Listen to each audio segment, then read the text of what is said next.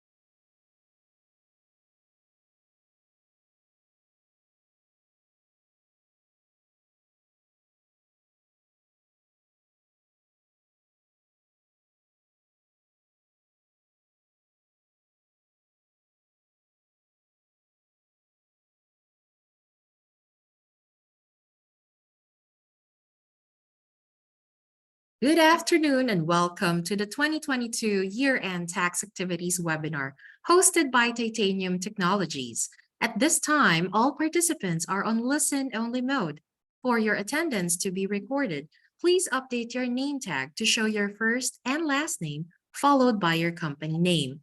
Questions will be taken at the end of certain topics within today's webinar.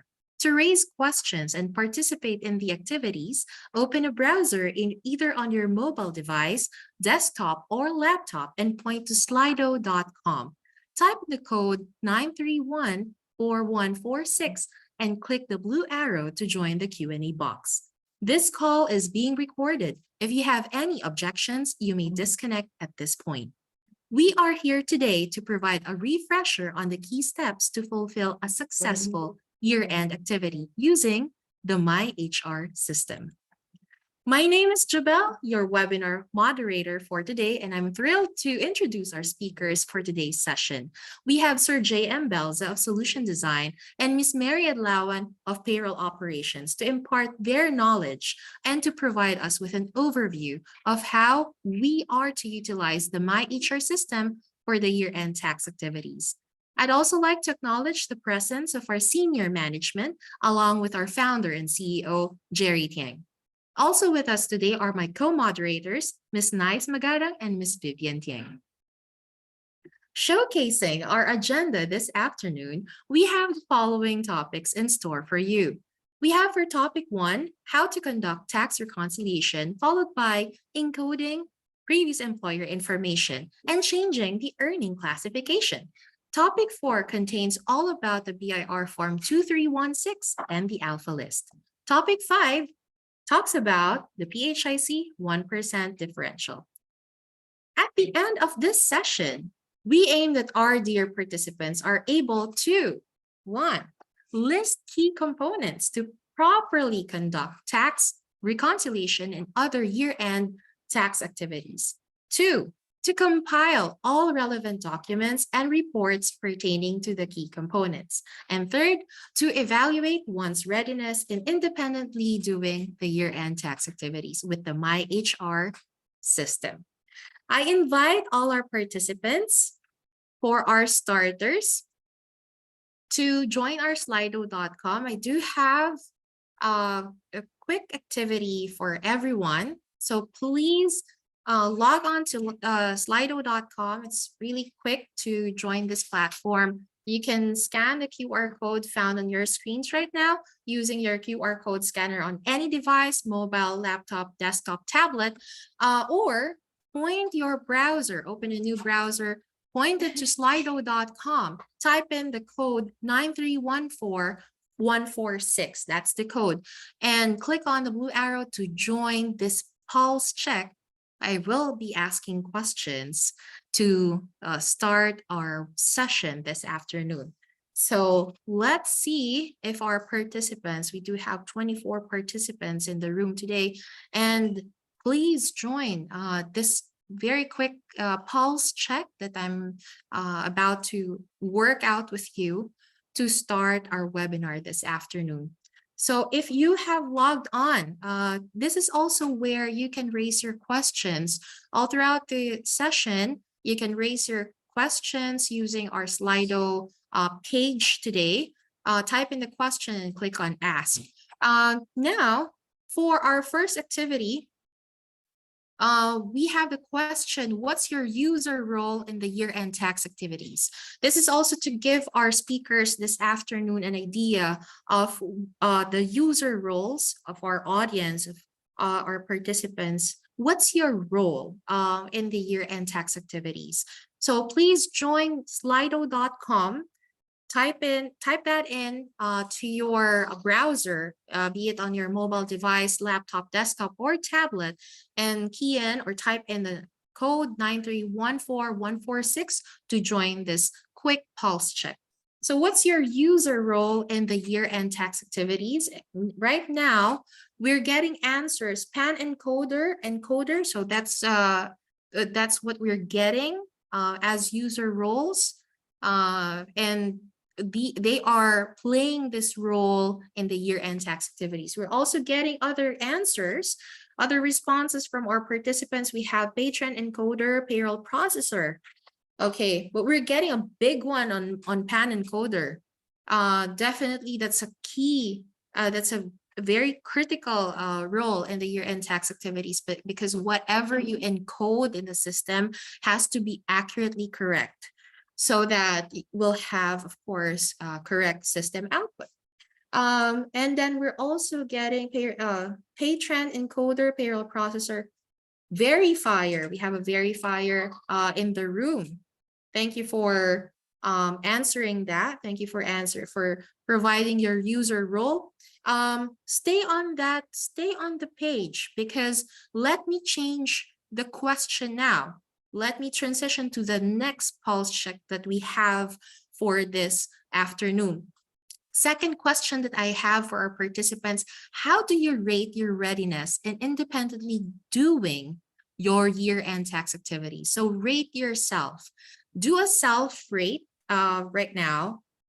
Self-rate your readiness in doing the year-end tax activities, independently doing your year-end tax activities. So on the left range, we have, I'm not ready at all. To the rightmost of the scale, we have, I'm prepared and ready. So very much confident, very much ready. We're getting the general population. We're feeling, folks are feeling, 60% of you are saying, I'm okay. I'm in the middle. I just want to ensure that what I'm doing is right. So that's why I'm attending this webinar. I just like to check if I'm all right. Okay, but we're also getting different responses. We have, I'm not ready at all. And then we have the other 29%, 13%. You can see the general population, the feeling of the general population, the readiness of our audience, our participants. So let's start. Let's have this marker. The initial score, or the initial readiness score of our participants this afternoon, we have a score of 2.6. Let me write that down. Let me take note of this rating. Rating of 2.6. So let's see, toward the end of today's webinar, I'll be asking this question again. And based on whatever knowledge and expertise and best practice and reminders that our speakers would be providing today, did they help? Did they make you ready, or would this rating increase toward the end of the webinar? So we'll be checking on this rating. If it goes up, if if the people that are saying that they're not ready at all would change their mind or change their self-rating towards the end of this webinar. So let's mark that at 2.6. Thank you for your responses. And now let's have the first topic of today's webinar. The first topic is how to conduct tax reconciliation in compensation and benefits. And we do have our first speaker for today. She's our expert in all about taxes, all about tax recon, all about these tax activities. We do have Miss Mary Adlawan as our first speaker. Miss Mary, you may proceed. Hello, good afternoon, everyone. So my topic for today is how to conduct tax reconciliation in compensation and benefits. First, we have to identify the income subjected to tax, income that are part of the 90K tax ceiling, de minimis income, fringe benefits income, reported tax exempted income, non-reported tax exempted income, monthly withholding tax remittance report for compensation or BIR Form 1601C, the employee tax type, we have to identify from minimum wage earner or non-minimum wage earner.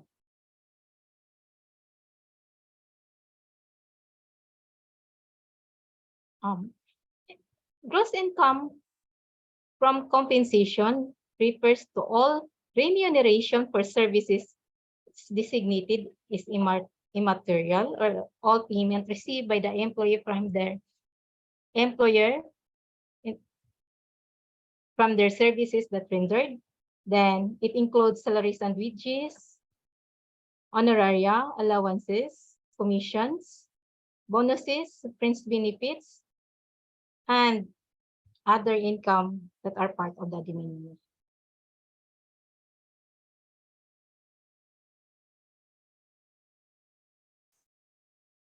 So the taxable income, we have the following: basic salary, overtime pay, holiday pay premium, night shift differential pay, other allowances not mentioned in the de minimis income, other bonuses in excess of the 90K tax ceiling, or any excess amount of the de minimis income could be a part of the 90K tax ceiling.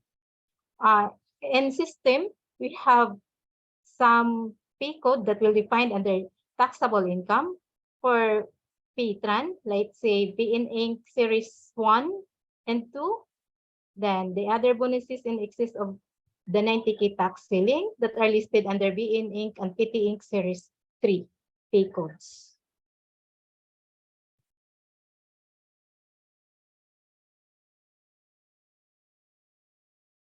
For the de minimis benefits that are not subject to tax, we are the following: monetize unused vacation leave credits to employees not exceeding to 10 days during a year. Then medical cost allowances to dependents of employees not exceeding to 3,000 or 250 per month. Rice subsidy not more than 2,000 per month. Uniform or clothing allowance not exceeding to 6,000 per year or per annum. Actual medical assistance maximum of 10,000 per year. Laundry allowance not exceeding to 300 per month. Employees achievement award such as loyalty award not exceeding to 10,000 per year, per annum, a year. Next slide, please. Gift given during Christmas and major anniversary celebration not more than 5,000 a year. Daily meal allowance for overtime rendered equivalent to 25% of the daily minimum wage per region. Example, if you have an employee assigned in other regions, such as here in Region 7, so the overtime meal allowance is equivalent to the minimum wage earner, which is 25% only. Benefits, next is the benefits received by an employee by virtue of the collective bargaining agreement, such as not exceeding to 10,000 per year.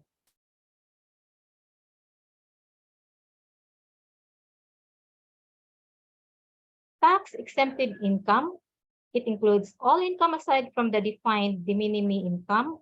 And then for the minimum wage earner, tax-exempted income are the basic pay, overtime pay, holiday pay, night shift differential pay, and the hazard pay.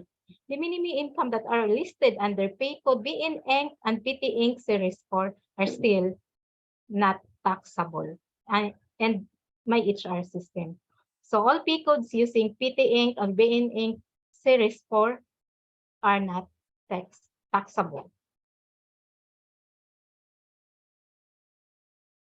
For tax deductibles, we have the employee SSS contribution, PhilHealth contribution, Pag-ibig contribution, maximum of 100 pesos per month, then the union or membership pay.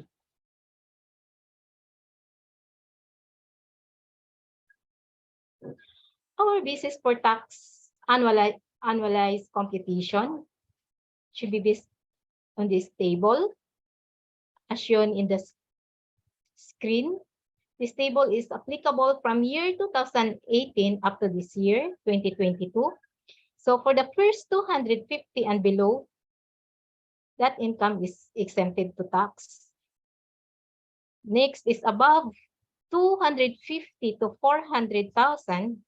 First 250,000 income is exempted to tax, and excess of 250 is taxable under the 20% tax rate.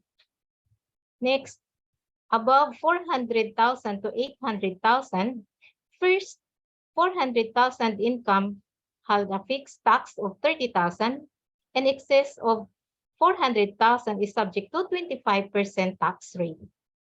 For above 800,000 to 2 million, for the first 800,000, we have a fixed tax due of 130,000, and excess of 800,000 is subject to 30% tax rate. For above 2 million to 8 million, we have a first tax rate for first 2,490,000, and excess of 2 million is subject to 32% tax rate. For above 8 million, we have a fixed rate for first 8 million income, which is 2.41 million, and excess of 8 million is subject to 35% of tax rate. So we have a sample computation here. For example, the gross compensation income from present employer is 450,000 less total non-taxable exempt compensation income from present employer. Number 1, SSS, PhilHealth, Pag-ibig, and union contribution for a total of 20,800. 13th month pay and other bonuses, which is 75,000. The de minimis allowances, which is 12,000. Total non-taxable income is 107,800. Taxable less from gross income, which from 450,000. So we have a total taxable compensation income from present employer, which is 342,200.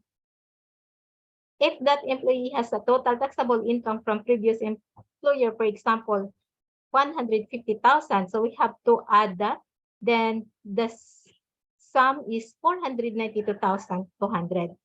If we take a look for the annualized tax table, that bracket belongs to 400,000. Then the excess of 400,000, we will multiply it into 25% as tax rate. The result is 23,000, and then add to the fixed tax first 400,000, which is 30,000. So the total tax due for that employee is 53,000. If that employee has tax withheld from January to November, for example, total of 43,000, so the remaining 10,000 is the tax payable for the month of December.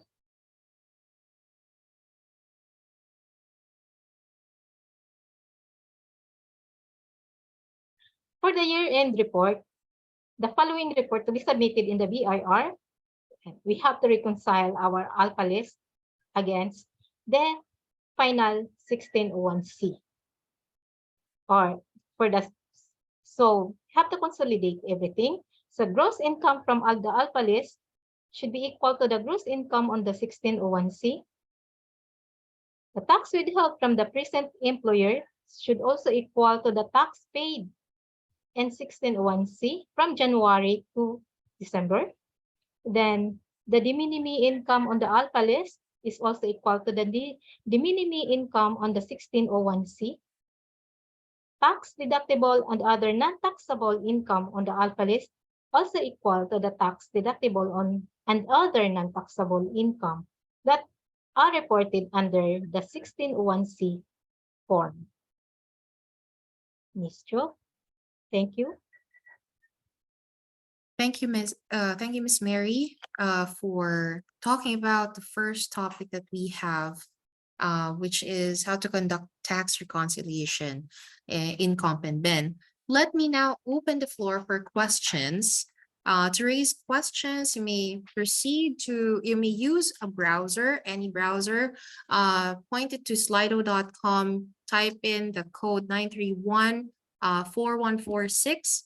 And that's going to direct you to the Q&A box. You can simply type in your question and press on send.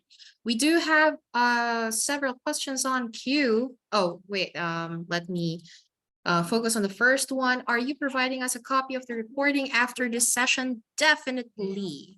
You'll be receiving your post-webinar kit containing the recording link right now as we speak, and the supplementary materials and all templates, if there are any templates that you need to conduct your year-end tax activities, any template for uploading or encoding. So we'll be sharing that with you.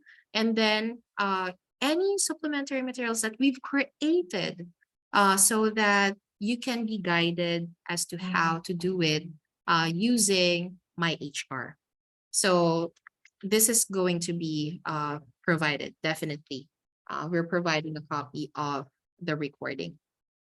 And then one of our participants posted actually the answer, his or her answer to the question a while ago at the start of our webinar. I'm not ready yet. So let me just close that out. But thank you for letting us know that of your readiness or not so readiness as to conducting your year-end tax activities. So again, the queue is now open for questions. Point your browser to slido.com, type in the code 931 4146, and you'll be directed to the Q&A box where you can type in your question and click on send or ask to raise your questions. Your questions will be flashed right away on screen. So let's give a few moments for participants to log on or to go to slido.com for any clarification, any doubt, any questions you have in mind. Please take the opportunity to ask our speakers so that we'll have a successful year-end activity. We have a question on the queue. How do we enter withholding tax deducted outside payroll in myHR? Very interesting question. So again, the question is, how do we enter withholding tax deducted outside payroll in myHR?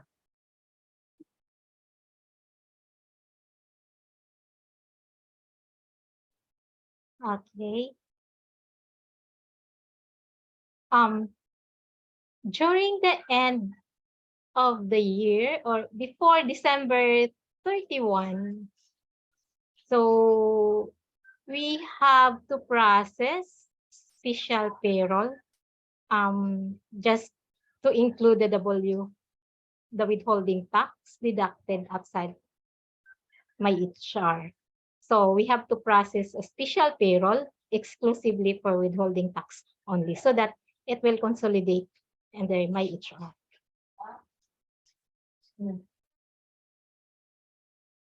Thank you, Ms. Mary, for that answer. If any of our speakers would like to add to that, any other insights, any other additional answer, feel free to unmute yourself and add to the discussion. Thank you, Miss Mary, for providing that answer. Let me close out the question. We have another question. One of our participants is asking negative or positive amount. For tax refund, the amount should be negative. For withholding tax to be withheld or to be consolidated in the total withholding tax is positive amount. Very definite when it comes to taxes, right? Like it has to be definite, has to be definite. So thanks for asking that question, and thanks, Miss Mary, for giving a clear answer as to which is negative or positive for the amount. So I do hope our participants got the answer that Miss Mary provided, and that clarified the question or the doubt. Again, let me give our participants another minute to raise their questions if there are any at this point. Anyway, you just need to stay on slido.com and then you can just punch in your questions or type in your questions at any point so that by the next Q&A session, when the Q&A opens up, your question would be at the top of the queue. So slido.com, have that open on your browser on any of your devices, be it mobile, laptop, desktop, or tablet, and then type in the code 9314146. So that's going to be our Q&A box. In any case, I don't see any other questions lining up in our Q&A box now.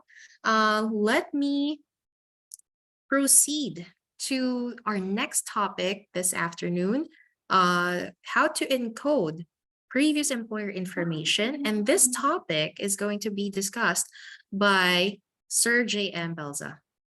Sir J.M., the floor is yours.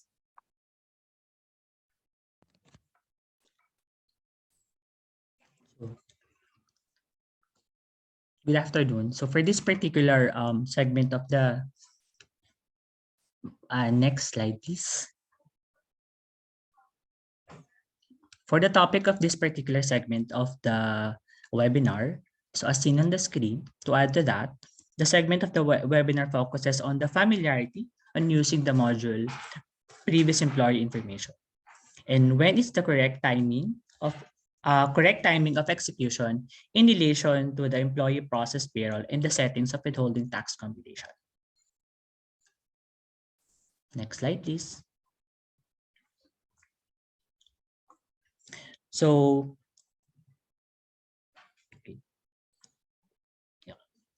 encoding or updating the previous employer information of the employees is executed for new hires within the year.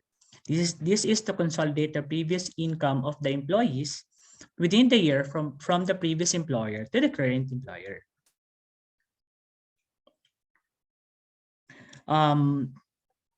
The new hires will submit the BIR 2316 in line with the requirements during the employment, and then once as seen on the screen, there is a sample 2316 for the reference.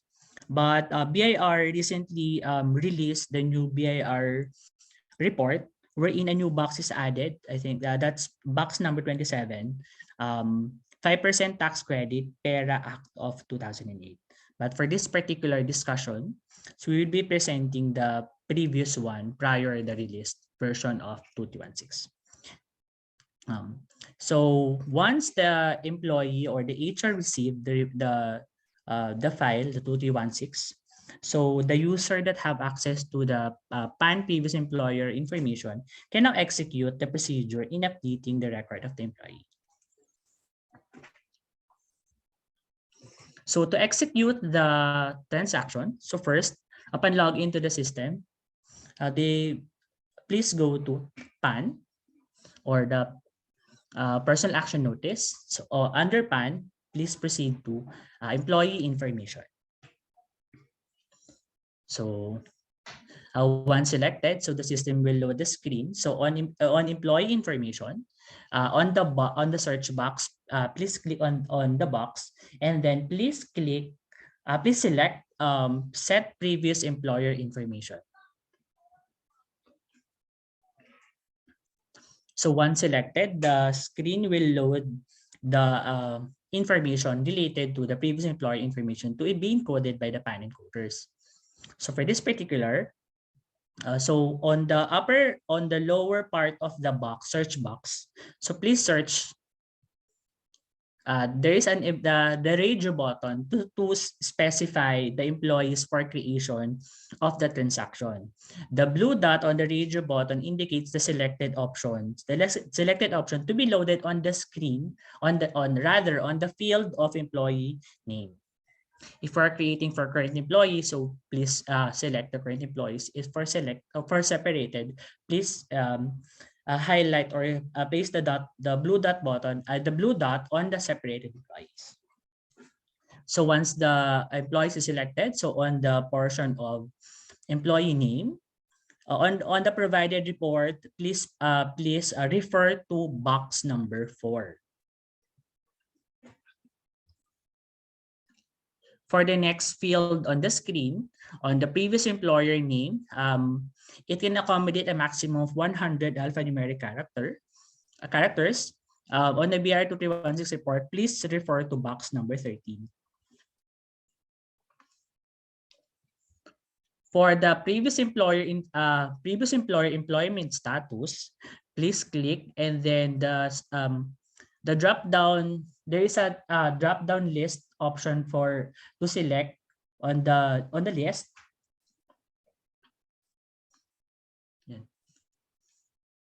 And then for the next field, we have the previous employer separation reason. So please click on the drop down list. To note, this particular the drop down list varies depending on the activated values for the data, depending on the database. And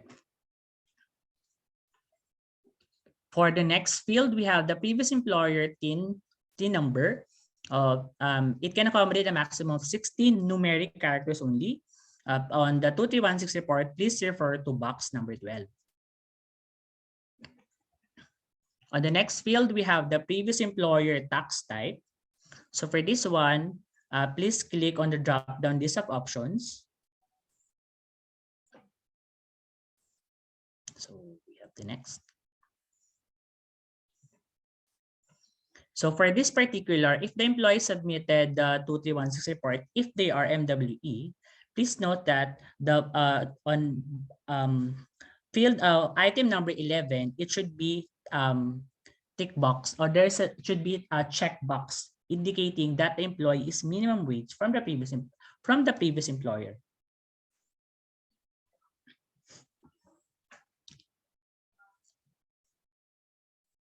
For the next field, we have the previous employer period of employment.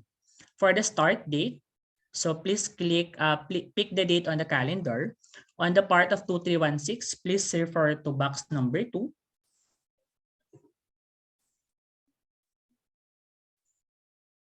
Box number 2, and then for MMDD.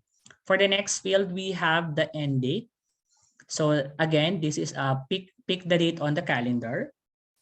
When selected, and this one, this is still on the box number 2, the 2 field on the box, on the 2316 rather. For the next field, we have the previous tax year. For you may encode a maximum of 4 numeric characters. Please refer to box number 1 on the BR 2316. For the next information, we have the taxable part on the 2316. So this one, previous employer taxable basic salary net of statutories. So it can accommodate a maximum of 16 numeric characters. On the 2316, please refer to box number 37. On the next field, we have the previous employer taxable 13th month. It can accommodate a maximum of 16 numeric characters.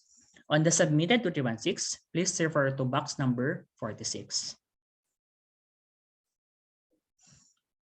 For previous employer taxable salaries, so it can accommodate still a maximum of 16 numeric characters, but on the submitted 2316, it should be the sum of this particular box, box number 38, 39, 40, 41, 42A, 42B, 43, 44, 45, 47, 48, 49A, and 49B. And then for the next field, we have the previous year-to-date tax withheld. It can accommodate a maximum of 60 numeric characters. On the submitted 2316, please refer to box number 25A.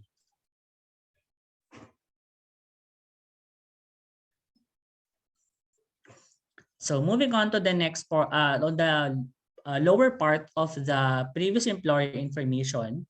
So for the non-taxable, so we have the previous employer non-taxable basic SMW. Again, it can accommodate a maximum of 16 numeric characters. Please note that referring to on the 2316, please refer to box number 27. Non-MWE with income below 250,000. Next field, we have the previous employer non-taxable basic SMW for MWE. Again, it can accommodate a maximum of 16 numeric characters. On 2316, please refer to box number 27, exclusively for MWE employees. Next field, we have the previous employer non-taxable holiday pay, MWE. Still, it can accommodate a maximum of 60 numeric characters. On 2316, please refer to box number 28. For previous employer non-taxable overtime pay for MWE, still a maximum of 16 numeric characters. On 2316, please refer to box number 29.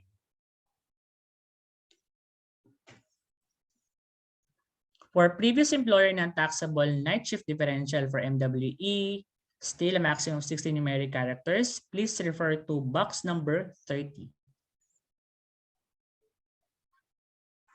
For previous employer non-taxable hazard pay for MWE, still 16 numeric characters can be encoded. On 2316, refer to box number 31. For previous employer non-taxable 13th month, still a maximum of 16 numeric characters. On 2316, please refer to box number 32. For previous employer non-taxable de minimis, it can accommodate a maximum of 16 numeric characters. Please refer to box number 33 on BIR 2316.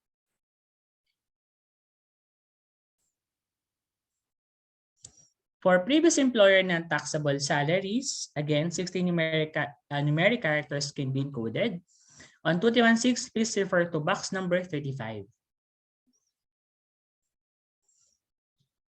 Next field, we have the previous employer non-taxable SSS, PHIC, HDMF, union, and union dues.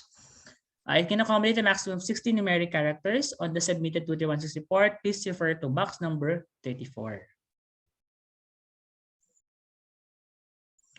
For this particular field, previous employer YTD income, please note that this is for viewing purposes only. Editing is not required. This is based on the encoded fields on the upper part of the screen, where in this one, we can see the total computed amount for this previous employer YTD income. Same with the next field, we have the previous employer YTD bonus. This is for viewing purposes only. Editing is not required. This is the computed based on the encoded data on the upper part of the screen. The last field that we have to input is that the effectivity start date. We recommend to use the attendance start date of the active payee.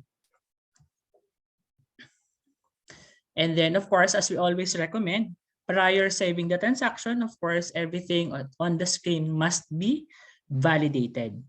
This is to save our time in re-encoding in the event that there is an overlooked data that we encoded on the portion of the previous employee information. For this one, since this is under PAN, so please ensure the approval of the transactions created. Since this is under PAN transactions, it will follow the PAN cutoff of the applicable PD.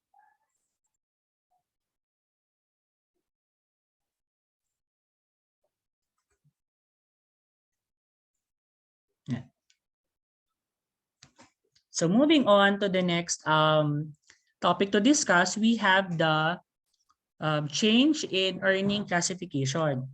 This is executed if and only if minimum wage earners, employees have a salary increase resulting in exceeding the mandated minimum wage.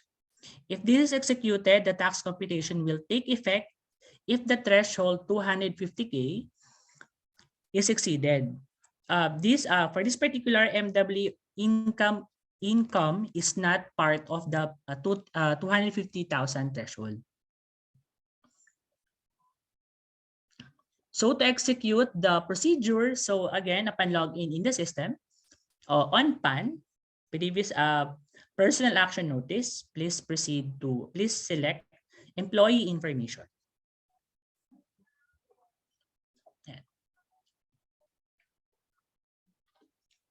So again, we have to choose from the drop-down list. We have to select now the set government information.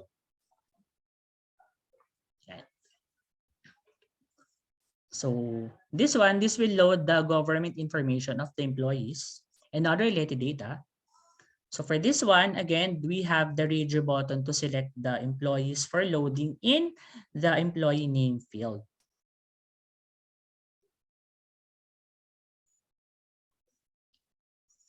Yeah.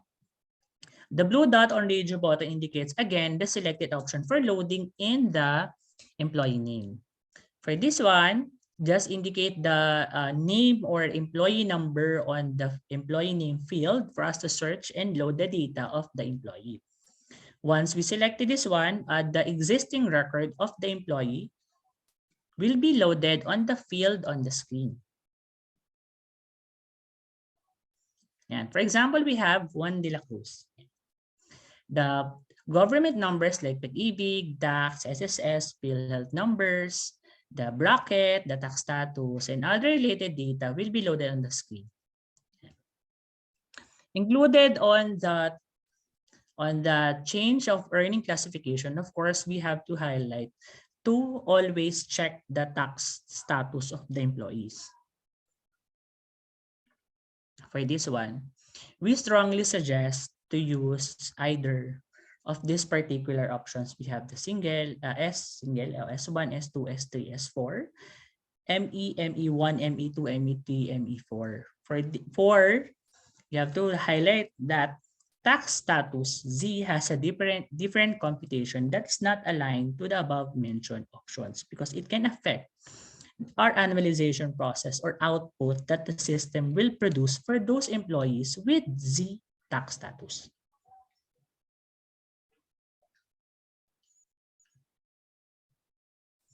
So moving on to the next, to the lower part of the screen, so we can also see the the schedule for the other fields like minimum i-share for pag-ibig, the maximum, and yeah, other fields. So for this one, to execute the earning classification from MWE to non-MWE, for tax type, this one, so these are the options when we click on tax type. Please select please select regular tax.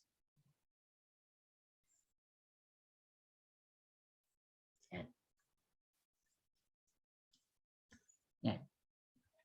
So of course, on the effectivity start date, once we select the regular tax, of course, we strongly, again, we suggest to use the attendance start date or the PAN start date of the active pay date. So as we always said, prior saving the transaction, please review or please validate or double check, verify all the information indicated. This is to prevent rework on the transactions that we execute. Yeah. Of course, please ensure approval of the transaction for that to take effect with the employee's profile or employee's payroll.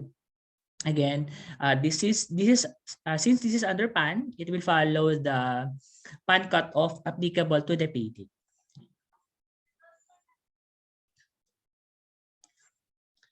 So to share the important reminders in relation to the previous employer record and the change of classification earning.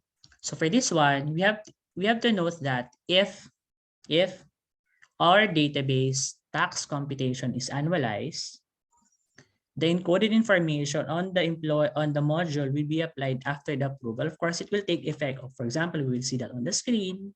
We will see that on the report. But if our tax computation is annualized, immediately the next regular payroll of the employee, the encoded previous employer records will consolidate to the current income of the employee for the current employer. So immediately the system will consolidate or will sum up the data encoded on the module plus the existing record of the employee on myHR, the processed pay dates for the employee. Next, please. For the next item, if the tax computation on our database is as per pay, again, the encoded information will take effect, for example, on the report, on the profile of the employee. But with regards to the computation application of the encoded data to the payroll of the employee, we'll have to wait until the last regular payroll of the year. Wherein for as per pay tax computation, the last regular payroll of the year will be annualized. The system will consider all the pay dates for the year, and annualized computation will be applied on the last regular payroll of the year. So for yeah. And then if the third tax computation, we have the month to date. Same goes with the as per pay. So the information will still be loaded on the screen, on the report, but the encoded amount will take effect on the employee's payroll on the last regular payroll of the year. Since same with the as per pay, the last regular payroll of the year will be automatically be annualized computation for this particular tax computation month to date and as per pay. So still part of the reminders. There's no deletion on the encoded and approved transaction. That's why we always said that prior saving the transactions for the employees, please review the data for us to prevent rework of our activity. And then the last, latest encoded and approved transactions prevail. In the event that there are overlooked data on our first transactions, please execute a new transaction for the employees. But the concern would be the effective date should be +1 from the previous transactions that we have on the same module in myHR. System will still consider the last encoded and approved transactions to be applied on the next applicable pay date.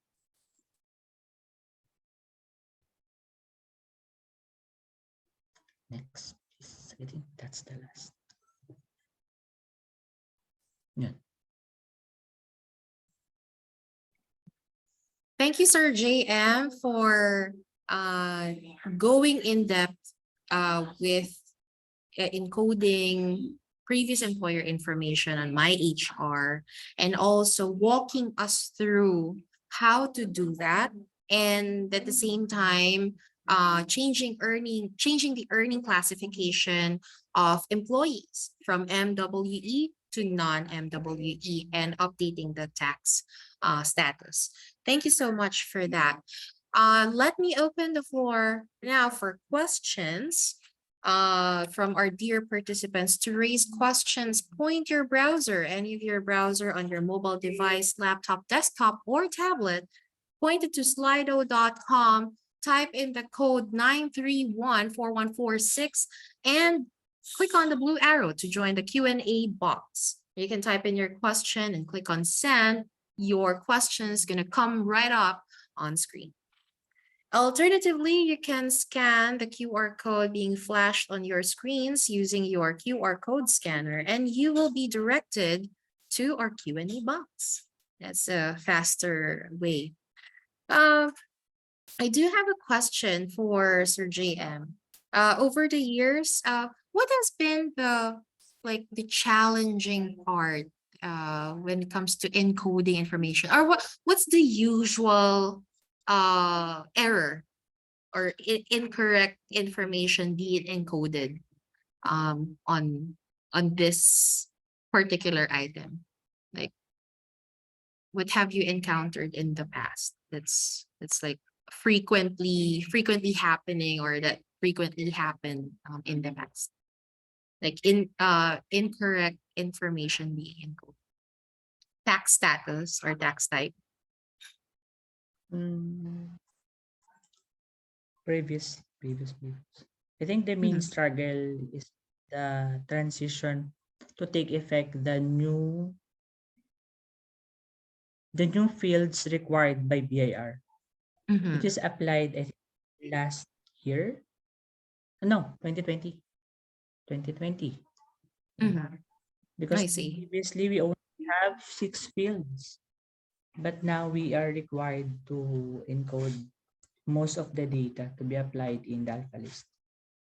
I see.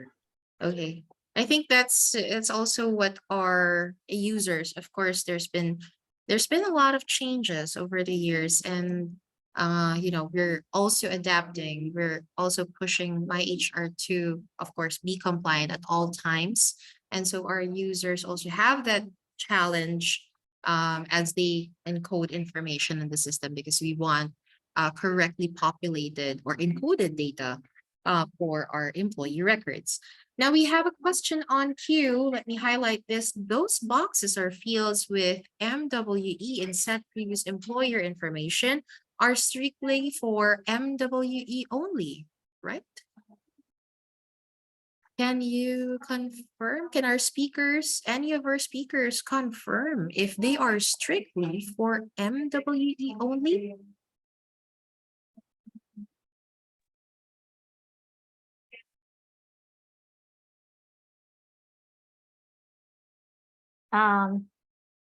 Yes, for the boxes that have an MWE, that's exclusive for MWE only, like for the basic pay that has MWE. So because the other box is basic pay is MW, so that's for non-MWE. But for those another box that basic pay with MWE, it's exclusive for MWE employees. Thank you, Miss Mary, for the answer. Any additional answers from our speakers? Or we're all good. I hope that clarifies the fields with MWE. Miss Mary has confirmed that they are strictly for MWE only. Let me close out that question. We have here another question. For non-MWE, what tax type should we use? So that's the next question. For non-MWE, I think that's the regular tax. Sir JM? To answer the question, please use the regular tax for non-MWE. If the employee is not a consultant from the previous employer, because so we also have consultant, if ever, there are options to choose, in my HR. But if we are referring to non-MWE or the regular tax, please use the regular tax option on the drop-down list. Okay. Thank you, Sir JM, for your confirmation. So you heard it right here on the webinar. Let me close out that question. The next item on the queue is actually feedback for our support article on the previous, on setting previous employer information. Or one of our participants said, I hope the manual on setting previous employer information uploaded in the portal of the help desk, that's support.titanium.ph. If you haven't signed up for an account yet, please do. We do have our customer knowledge base on that help desk portal. Shall also be updated. Definitely, it will be updated because of the additional fields that we have for, of course, for the incoming or the new BIR 2316 format. Definitely we'll also be updating that support article. So stand by for that. Watch out for the updated support article on that. We'll have a PDF file along with the support article. So you are guided as to how to encode it on myHR. So thank you for the feedback, and I would take that as a suggestion for improvement. Thank you so much for that. Let me close out that note from our participant. I'll give it another minute for your questions. If you have any questions for our speakers from the 3 topics that have already been discussed, please do log them or lodge them on our slido.com. Open a browser, point it to slido.com, type in the code 9314146, and then type in your question, send, then press on send. It's going to be flashed right away on screen. Or alternatively, you can use the QR code. You can use your QR code scanner and you'll be directed to the Q&A box. So I'll give it another 30 seconds for participants to raise their questions before we go on a 5-minute break. Of course, I would want our participants to still be with us in the next hour of our webinar. I know it's a Friday afternoon and everyone's looking forward to logging out for the day. Of course, we're all waiting for weekend to hit. Okay. Well then, I don't see any other questions coming up on the queue. Let me go ahead and post this for a 5-minute break. Stay tuned. Hold on to your seats, or well, you can go on a water break. We'll come back at 3:01 p.m. It's 2:56 on the clock. Let's take that 5-minute break. Thank you, and continue to stand by.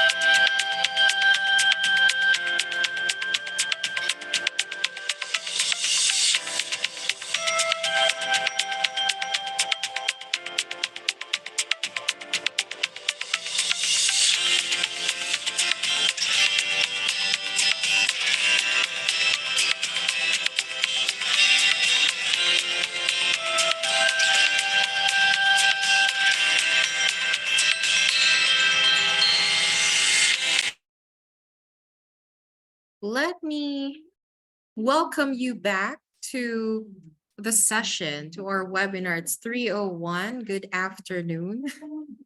I hope you're still with us on this webinar. And so we'll continue with topic 4, all about BIR Form 2316 and the alpha list. That's going to be the next topic. And our next speaker is also going to continue with topic 5. So she's going to discuss topics 4 and 5 up to PHIC 1% differential. Let me bring back to the virtual podium our speaker, Miss Mary Adlawan, to talk about BIR Form 2316, the alpha list, and PHIC 1% differential. Miss Mary, take it away. Hello, good afternoon. So my next topic is all about the BIR Form 2316 and the alpha list report. So we have a sample here. This is the latest 2316 report issued by the BIR. Version September 1 of 2019. Okay, so we have box 1, the same. It contains the tax year. Then the box 2 is the period of employment. Then the box, next, please. Box 4 contains for the employee name. Box 12, it contains for the employer information, PIN number.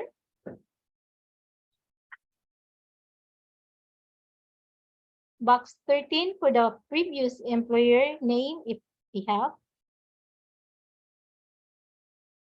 Then for box 25, previous YTD tax withheld.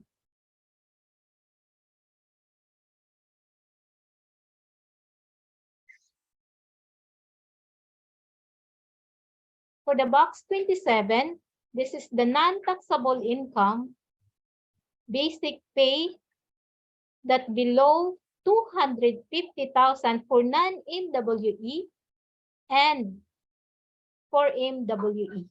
So income that are below 250 will be fall under this box. And both.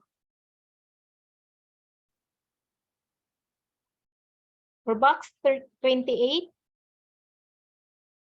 MWE, non-taxable holiday pay. Box 29, overtime pay for MWE or minimum wage earner. And the next box is for night shift differential, still in MWE.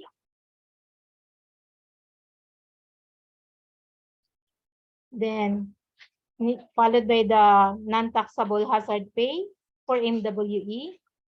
So if you notice, pag MWE, it's really indicated here. The different types of income has a specification MWE. So it means it's exclusive for MWE employees only. For the next box, the 13th month pay and other bonuses. So this part, both MWE and non-MWE.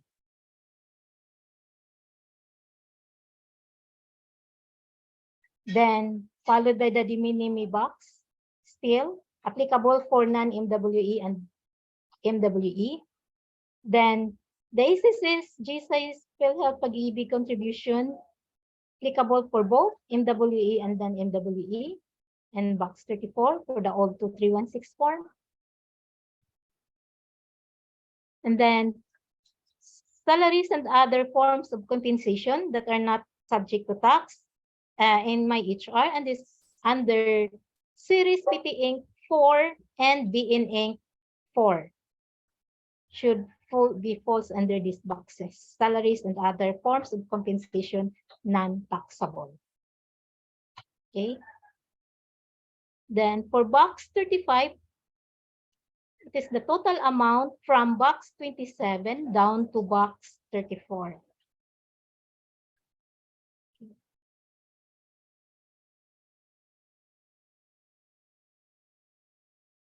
And for box 37, this is taxable basic salary, net of statutory for non-MWE employees. For box 38, representation, then followed by the transportation allowance, then cost of living allowance if have, tax, subject to tax, then fixed housing allowance, subject to tax, followed by other allowances that are not specified under box 38 down to 41. Then supplementary income, we have commission here. Then profit sharing. Then fees including director's fee. Taxable 13th month pay in excess of the 90K tax ceiling. So pag excess na po yung 13th month pay, so the excess will be fall under box number 46. Then hazard pay, overtime pay, then others, specified status adjustment or other supplementary income that are not mentioned from box 43 down to box 48. Then box 50 is the total compensation income. It's also reflected under.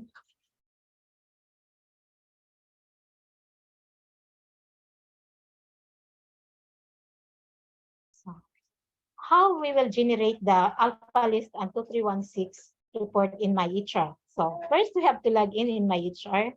Then we have to go to process. Then go to request report tab. Then go to select report. This one.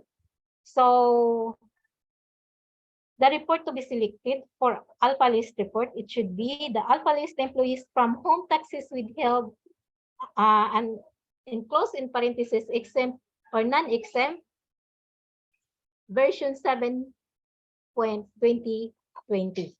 So this is the latest alpha list report that we have in line with the BIR also. Then year, we have to fill in that current year, which is 2022 for now, for this year.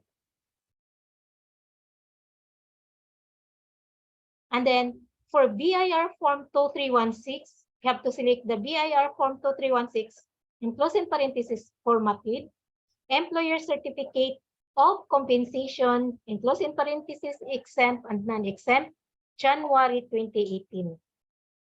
So year, you have to indicate the current year. It is now or this year, 2022. Then click request.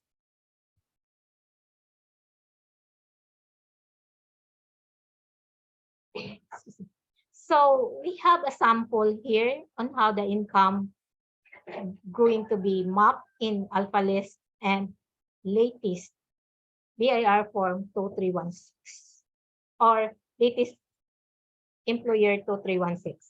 For example, here, if an employee has previous employer with the following income, gross income 178,000, it consists with the following: basic pay net of statutory 150,000, 13th month pay and other bonuses 15,000, de minimis allowances 5,000, SSS, PhilHealth, Pag-ibig, and non-union dues 8,500. Granted that this employee has previous employer with whose income below 250,000 and the bonuses also falls under 90K below. So the total non-taxable income here is 28,500. It consists the 13th month pay, the minimis, and the SSS. Then the total taxable income supposedly is 150,000. Why it is taxable as defined as taxable, even though it's not yet taxable because it's below 250,000 because the employee is non-MWA. So for the current employer, so the the employee or an employee has a gross compensation income for a total of 450,000, it consists of the following. 13th month pay and other bonuses is 75,000. The minimum income is 12,000. Statutory for a total of 20,800. Then the basic pay net of statutory is 342,200. Total non-taxable income for the present employer is 107,800. Total compensation income from present employer, net of non-taxable income, we have 429,200. So in this part, it's already exceeding 250,000. So therefore, the income from previous employer is also taxable. And then we added the income from previous employer, which is 150,000. So gross taxable income is, or compensation income is 579,200.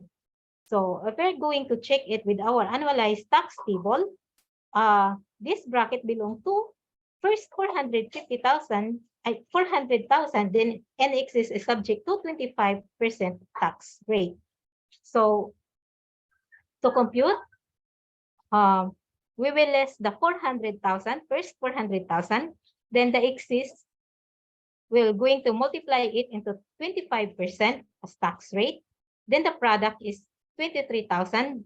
Then we have to add the first tax due for the first 400,000, which is 30,000. So total tax due of an employee is 53,000 only. Then if that employee has tax withheld from January to November for this year, for example, 43,000, so the remaining 10,000 is payable for the month of December. So amount of taxes withheld as adjusted is 53,000. Okay. So how it is mapped in, or how that income mapped in Alpha List and 2316. So here it is. So for the gross pay from previous employer in our Alpha List report, since this is a non-MWE, so it will be found in Schedule 1 in the Alpha List report. So the gross pay from previous employer, it will be mapped under box 12A for the Alpha List. Then in 2316, none. For the basic pay, net of statutory in Alpha List, 12, box 12G, and 2316, none.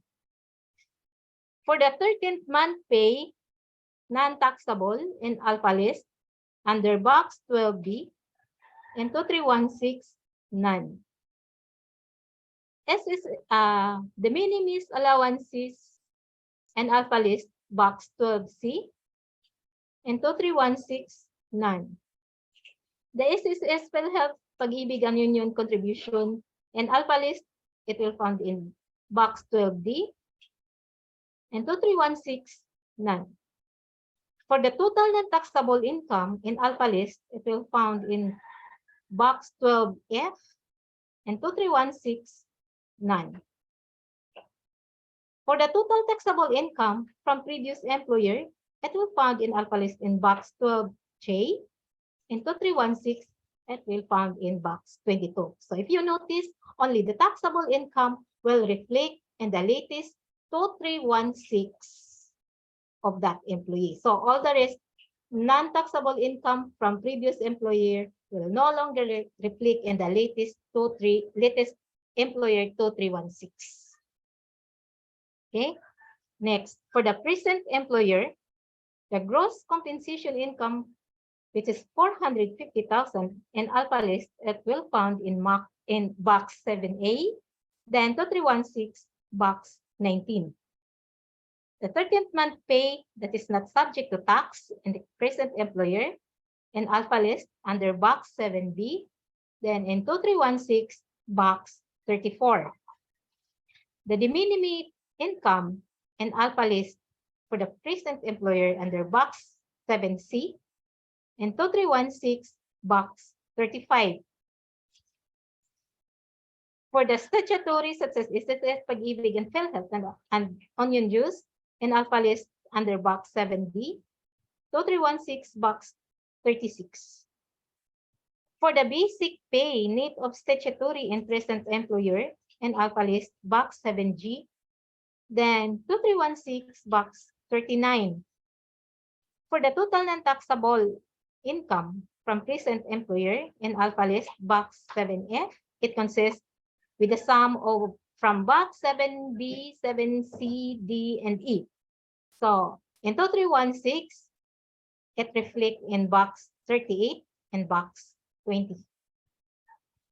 For the taxable compensation income from present employer, box 7J in Alpha List, then 2316 box 21. For taxable compensation income from previous employer, which is found in box 12, so in 2316, as I said, box 22, then you have to consolidate that income. So in Alpha List, it will found in box 13. It means that box 7G plus box 12G. So 7J is a total income, non-taxable income from present employer, and the total income taxable from present employee and the 12. So in Alpha List, box 23. For the tax due in Alpha List, it will found in box 14. Then in 2316, box 24. So the tax withheld from January to November in Alpha List under box 15B. Then in 2316, box 25A. If there is a tax withheld from previous employer in Alpha List, it will found in box 15A. Then in 2316, box 25B. Then tax payable in Alpha List, it will found under box 16A.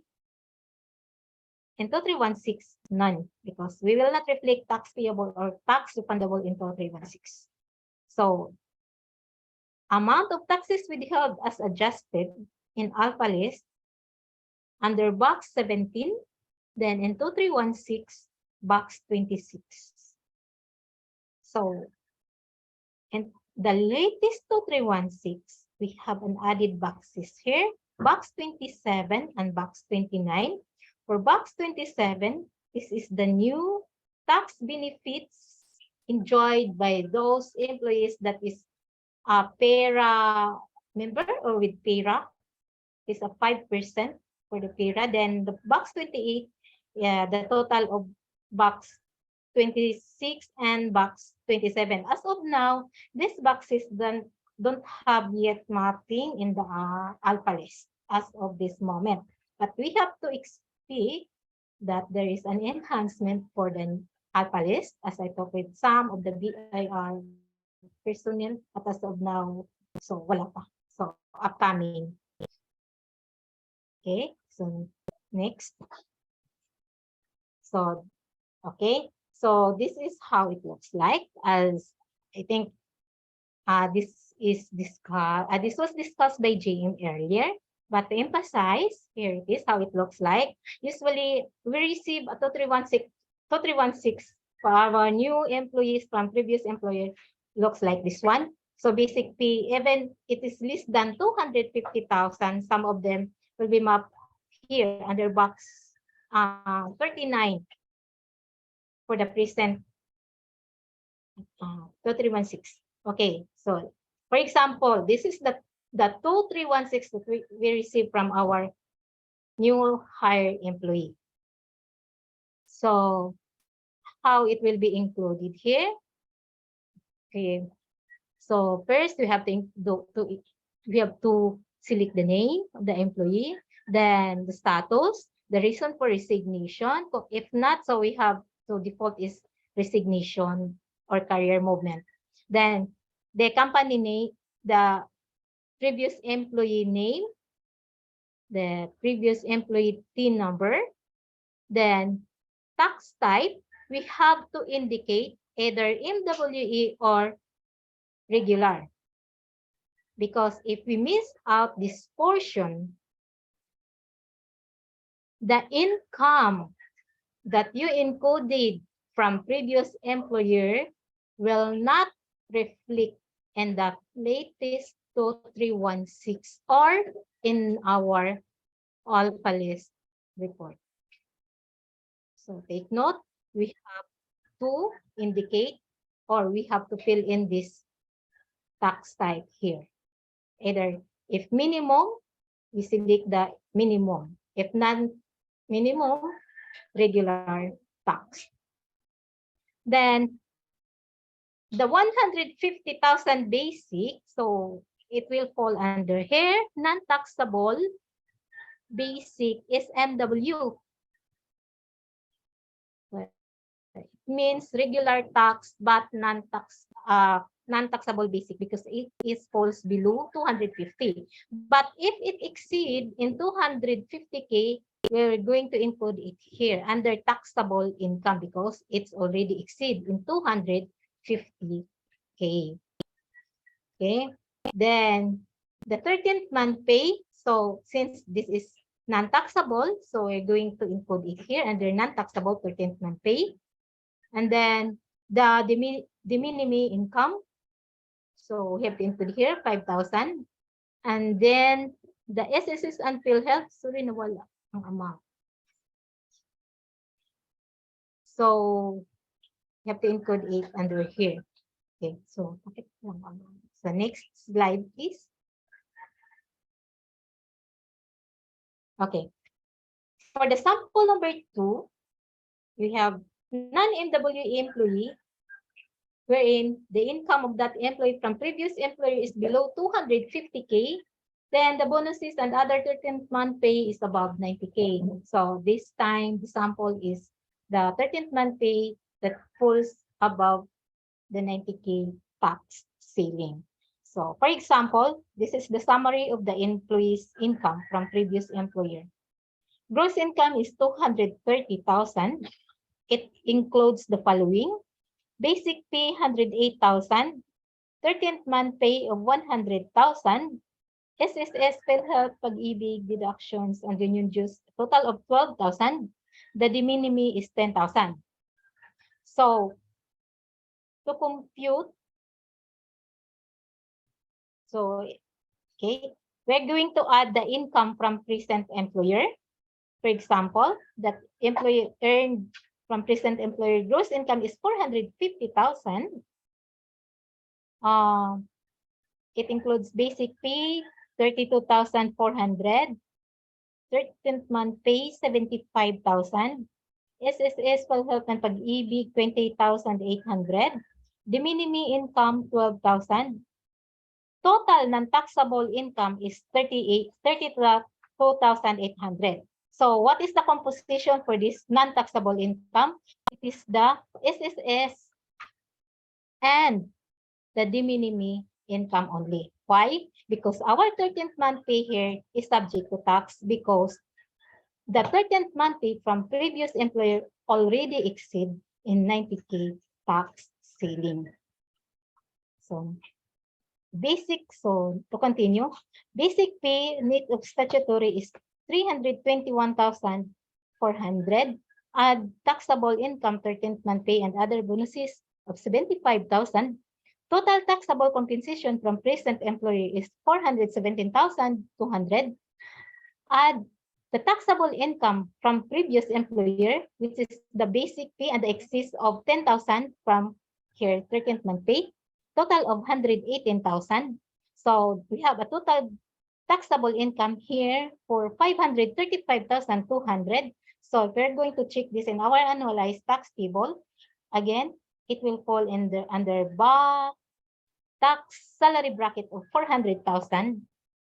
Then we have to list it from 535,200. So we have an excess of 135,200 subject to 25% as tax rate. So we're going to multiply the one. Then the product will be 33,800. Then add the fixed tax rate or tax due for the first 400,000 income, which is 30,000. So the total tax due for the employee is 63,800. So if that employee has a tax withheld from January to November for a total of 55,000, so the remaining 8,800 will be our tax payable for the month of December.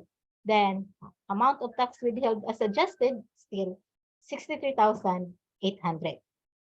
So in our alpha list, so the mapping should be from previous employer, the gross income still in box 12, then 2316 none, then the basic pay net of statutory in alpha list, box 12J at 12G, then 2316 none, the non-taxable 13th month pay, which is 90,000 in alpha list, box 12B. The excess, which is 10,000 under box 12 each. Yeah. So box 12 each. So in 2316 box 20. Then for the spell health and pag-ibig and alpha list, box 12D, 2316 none. And the de minimis income in alpha list 12C, 2316 none. The total non-taxable in alpha list 12F, 2316 none. So if you notice, the all non-taxable income from previous employer will no longer in the reflect in the latest 2316 of the latest employer. So the only income that will reflect in the latest BIR form 2316 from previous employer is the taxable income.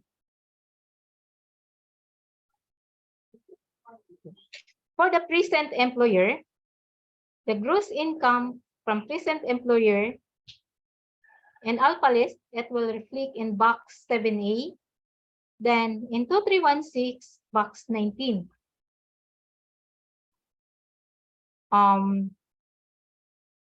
For the SSS PhilHealth and Pag-ibig deductions in alpha list, box 7D, then in 2316, box 36. The de minimis income, alpha list, box 7C, 2316, box 35. Total non-taxable income from present employer in alpha list, box 7F, 2316, box 38, and box 20. The basic pay from present employer, net of statutory in alpha list, box 7G, and 2316, box 39. For the taxable 13th month pay from present employer in alpha list, box 7 each, then 2316, box 48. For taxable compensation income from present employer in alpha list, box 7J, it composed of box 7G plus 7X plus 7I. Then in 2316, box 21. So we are going to add that, or the sum, the gross taxable income from previous employer from box 12J, so into 316 till box 22. Then the total will be found in box 13 in our alpha list report. Then into 316, box 23. For the tax due, so in alpha list, box 14, 2316, box 24. For the tax withheld from January to November, present employer, box 15B in alpha list, box 20 in 2316. If that employee has tax withheld from previous employer, it will be found in box 15A in alpha list, then box 25B in 2316.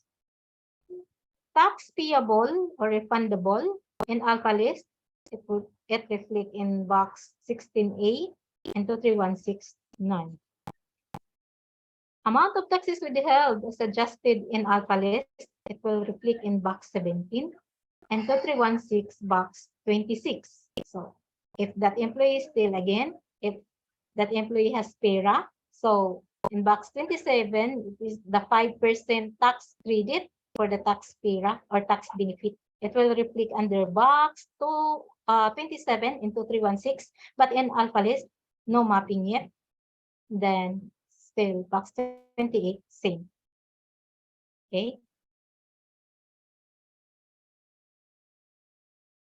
So granted that the previous 2316 or the 2316 from previous employer encoded correctly. It looks like this one. So non-MWE, but since the income is below 252,000, so it will be found in box 29. So then 13th month pay 90,000 non-taxable under box 34, de minimis 10,000 under box 35, 36 box 36 the SSS pag-ibig health deductions total of 12,000. Then total of 220,000 as non-taxable. So the excess of 90K 13th month pay, that excess amount that worth 10,000 reflected under box 48. So that's how it looks like. So to encode in myHR, it looks like this one. So still the name of the employee, then previous status of the employee in the previous employer, then the reason for resignation, then company name, then company tax number, then tax type, so regular since the employee or an employee is non-MWE, so we're going to select regular tax. Then to encode the basic salary income, since it is falls below 250K, so it should be here. Basic is MWE, non-taxable, so 108,000 here. And then 90K for the non-taxable 13th month pay. The excess of 10,000 will be included under taxable 13th month pay table. Here one. Ito. Previous employer taxable 13th month pay, 10,000. Under taxable. And then, the de minimis worth of 10,000. The SSS on pag-ibig, still here. So if you notice here, so the previous employee YTD income, the reflect is 100,000. And then the previous YTD bonus is 100,000. So sum of 10,000 taxable and 90,000 non-taxable. Okay. Next slide, please. So next sample here is MWE employee. So for example, still the employee has previous employer. So the summary of income, gross income is 230,000, wherein the basic pay net of statutory is 108,000. The 13th month pay is 100,000. SSS will help and pag-ibig is 10,000. The minimum is 10,000. SSS will help pag-ibig is 12,000. So then the current employer income. For example, that employee is still MWE and the latest employer. So both from present and previous, that employee is MWE. So gross compensation is 108,800, sorry. Then the basic pay is 150,000 net of statutory. 13th month pay here is 13,000. The minimum is 12,000. SSS health and pag-ibig is 20,800. So total non-taxable income is 169,800. So it composed of the following: basic pay 150,000, the minimum 12,000, and the SSS and PhilHealth 20,800. 13th month pay here is no longer part of non-taxable income because the 13th month pay from previous employer already exceed in 90,000. So therefore, the 13th month pay here in the present employer is considered now as taxable. If we consolidate their income, so from previous to present, the total taxable here is 23,000. But since that taxable income is less than 250,000, so therefore, so that employee has no tax due because it's still less than of 250,000. So our mapping in alpha list for the MWE, it will found in schedule number 2 for MWE. For the gross income from previous employer in our alpha list, will found in box 12A, then 2316 none. 13th month pay, non-taxable, box, For the basic pay net of statutory, box 12B, 2316 none.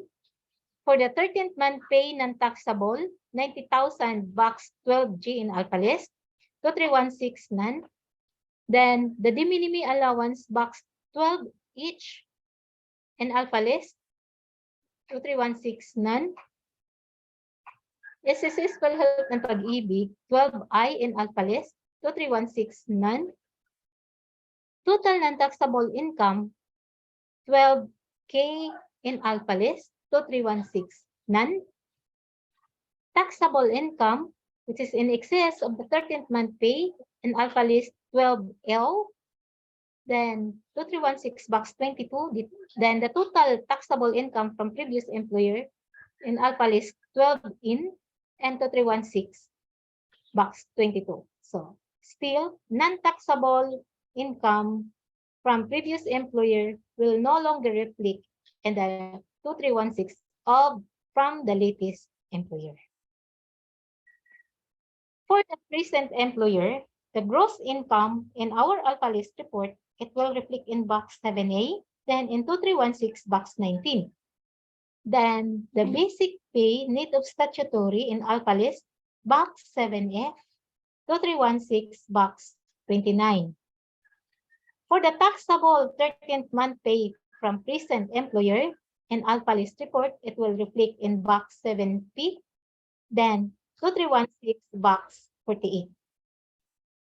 For the de minimis income, alpha list 7L for the present employer, then in 2316 box 35. SSS PhilHealth and Pag-ibig deductions in alpha list box 7M, in 2316 box 36. Total non-taxable income from present employer in alpha list box 70, then in 2316 box 38 and box 20. For net basic pay, non-taxable if there is. So alpha list box 7R, then 2316 box 21. Then the total taxable, i-add natin yung total taxable compensation from previous employer, which is 10,000 from box 12N, still in 2316 box 22.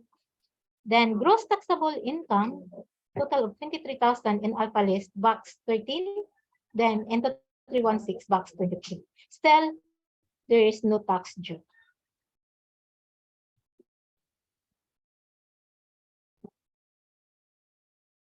Okay, so this is how it looks like or how being encoded in myHR. So for example, here, sorry, this is the name of employee, then still the status, then SIPA reason, then the name of company, tax number from previous employer. Then here, this is not a regular tax, sorry. This is an MWE. So MWE, employee. So tax type here is MWE, not regular. Since our employee here is regular, MWE. Okay, so MWE. So to encode the income, say here. So the 108,000 from box 29, since the employee is MWE, so we're going to include it here under non-taxable. Basic is MWE, enclose in parentheses MWE with specification MWE. Okay. Since then still there can pay 90K non-taxable. Then the 10,000 taxable is under taxable here. Yes. Okay. Then the de minimis still under here in the de minimis box. Then the physical health and pag-ibig still under here. Okay. So that's how we are going to encode for the MWE income. Okay. Next, please. So this is how it looks like our alphalist.file report that was generated in myHR. It is the specs of this was aligned from the BIR specs. So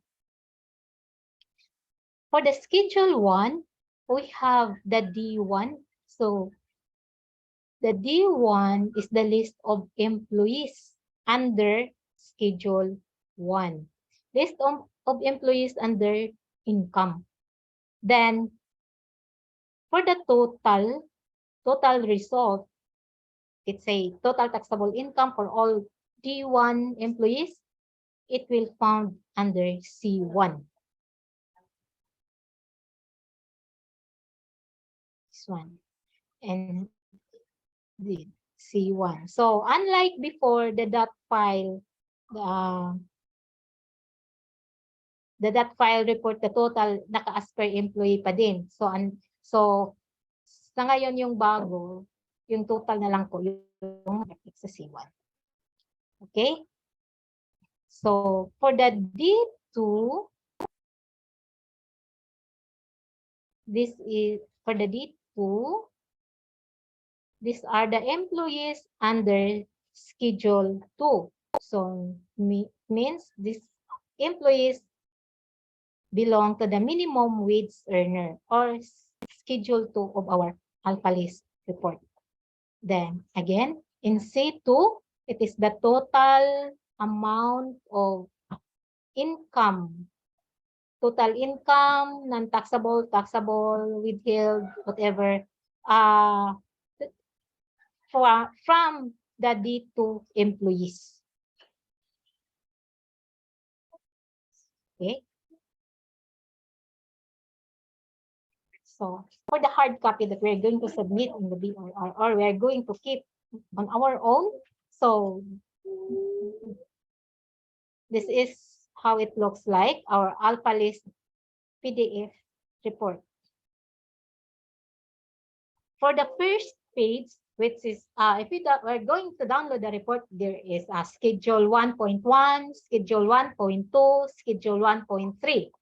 For the schedule 1.1, it composes the income from present employer. And for the schedule 1.2, the data of that income is from previous employer. And for schedule 1.3, the data of that income is the taxable income, the tax withheld, and the tax due. So if an employee has tax withheld from previous employer, the tax due and the amount of tax withheld will not be equal. So because only the amount of tax withheld from present employer will reflect in the amount of tax withheld as adjusted. So unlike before that the alphalist, so tax due is equal to the amount of tax withheld as adjusted.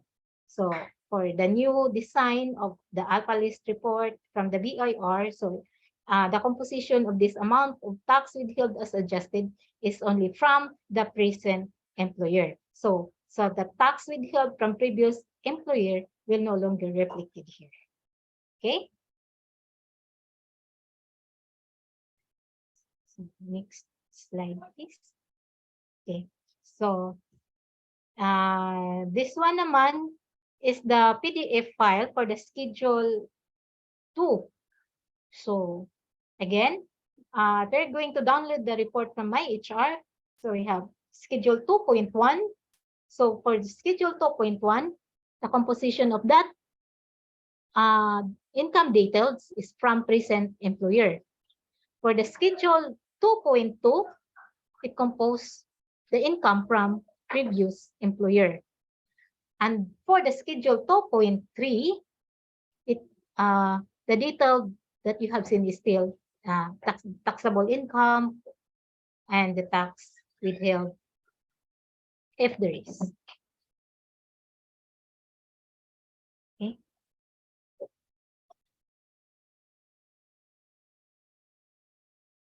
All for our withholding tax at police report and 2316. Now, I'm going to move on for the PITS IC 1% differential deductions or contribution. Okay. So, as per PhilHealth Advisory 2022-0010 or 10, it states there that effective January 1 of 2020, our PhilHealth contribution is equivalent to 4%. But because of the pandemic that we have encountered from the previous year and up to this earlier this year, the government hold the increase. So then on June, they issued a directive that effective June, the contribution, the 4% contribution will take effect or well, effect na June, effective June. So the PhilHealth contribution will be 4%. So 2% employee share, then 2% employer share. And then we have from January to May, they issued the differential of 1%, both employee and employer. So we have to divide the 1%. So so half of 1% is from employee share and other half is for employer share. So from that, the PHIC states that there were no computation that we are going, that the clients or the employer, there's no computation for the part of the employer because they will issue an SOA. So they issue an SOA, whatever amount reflected in the SOA that was generated from APRS report by the employer. So that amount is the 1% differential from January to May. But I think the SOE is also monthly, was generated monthly. So we designed a pay code for that in relation for that 1% differential. So here it is the pay code for EE share. We have PTD 2000064. Then PITS-IC ER, we have ER dead 00002. So that's our pay code. This pay code is for patron. So the amount that reflected from the SOE generated from the APRS report, the employer will going to make or to create a patron using this pay code for employee share and ER share. Okay. So how it will reflected in the payslip? So it will falls under here other deductions. So the EE share only appear in the payslip. The ER share will appear in the payroll report.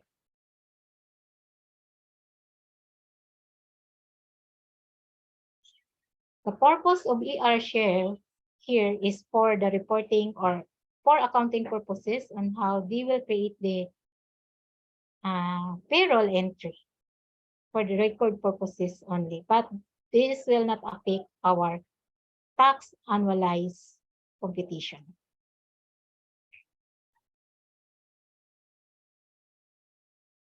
Next.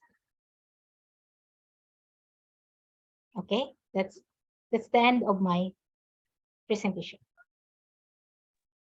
Thank you, Ms. Mary, for facilitating the discussion on topics 4 and 5 this afternoon.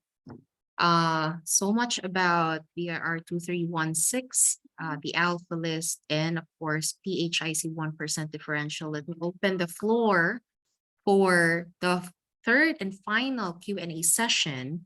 To raise questions, all you need to do is go to slido.com on any browser, be it on your mobile phone, desktop, laptop, or tablet, and type in the code 9314146. Click on the blue arrow to join the Q&A session. We do have several questions on the queue. Let me start with this. First question. Clarify ko lang po doon sa na-present na sample. Paano naging MWE if hindi nakatik yung MWE field sa BIR 2316?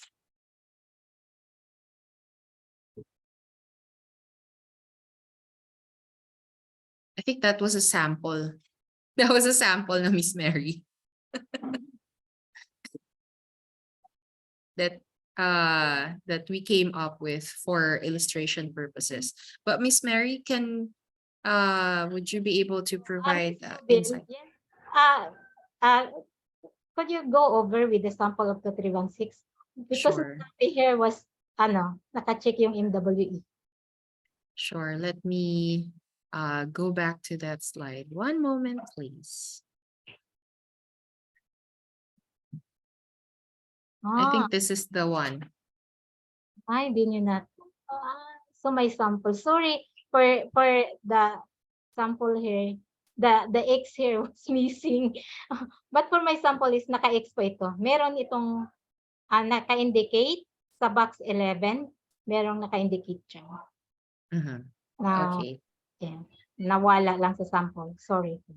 So there should be. So we apologize for that. Yes. So box 11 indicating that the employee is actually a minimum wage earner. This should be ticked, or this should have a mark indicating that that employee is an MWE. Okay. Thank you for that question. Let me go back to the Q&A tab. One moment. Let me jump over to that page. So I hope that our participant got that. It's already cleared. That box 11 should be ticked for MWE. And we have another question for differential. Is it part of the statutory benefits since it is a government deduction? Yes, it is part. Would you want to expound on that, Miss Mary, or that's really a very straightforward confirmation that it is part of the statutory benefits. So it's a yes. Yes. Any additional, Miss Mary? If you notice, if there's an employee resigned right now, so then you have deducted already the 1%, it will reflect in their 2316 report and in alpha list report, the additional 1% differential. Thank you so much for the answer, Miss Mary. In any case, if any of our speakers would like to supplement or add to Miss Mary's answer, please feel free to unmute yourself and or your line, and you can add to the discussion. So let me close out that question about the 1% differential.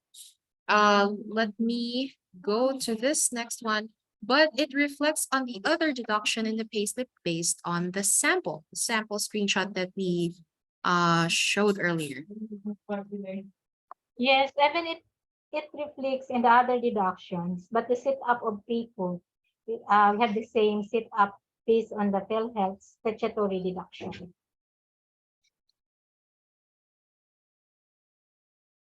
So by that, Miss Mary, did you mean it is for just for the purpose of displaying the PHIC 1% differential employee share? It's shown under other deduction, but the nature of the pay code where it is encoded, it's under statute. It acts or it plays like a statutory benefit.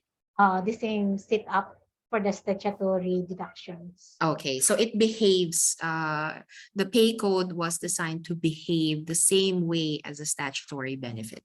So I hope that also clarifies that pay code for the employee share on the PHIC 1% differential. Thank you so much, Miss Mary, and thank you for asking that question. It had shed light, I think, to the question that we have or that the other participants might have in mind as to, regarding the PHIC 1% differential.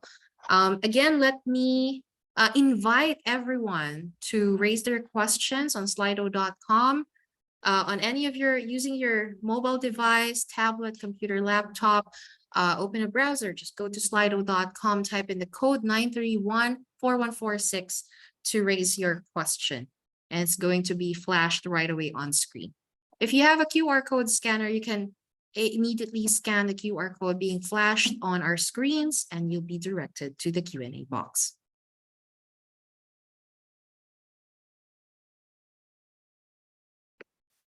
So if you are on slido.com, because coming up, I'll be asking the question. I'll be asking you the question that I also asked at the start of our webinar this afternoon to check your readiness. Has it changed? At least has things changed for you? Your readiness, has it increased? Have we realized something from today's session? So okay, there's another question. How to encode the PHIC 1% differential? So we have a question here, Ms. Mary, how do we encode the PHIC differential of 1%?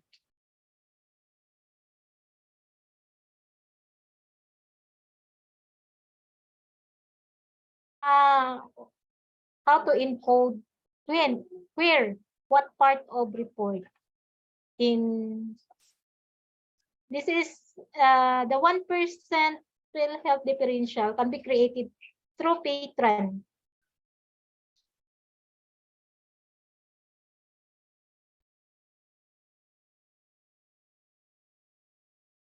So it's not actually like encoding the way that we encode the previous employer information, but the PHIC 1% differential goes through Patron.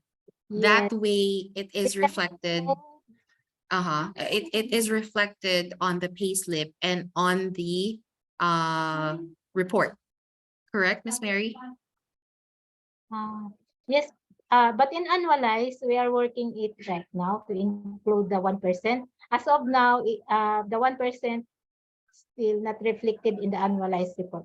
We are working on it. But in Okay. 2316, it's already reflected. Only in annualized report and payslip summary.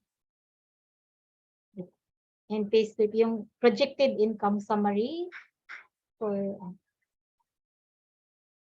but the behavior already included in tax competition. Okay. Thank you, Miss Mary, for the added idea on this, on encoding the PHAC 1% differential. I hope that's clear to everyone how we encode or how we have the 1% differential reflected on the system. So that is through paycheck. Next up is when po magre-reflect sa payslip government tab yung PHIC 1% differential. This is more of like a timeline. For the government tab, Mhm. Yes, and Miss Mary. if under the summary of government, we are working it on right now. For yes.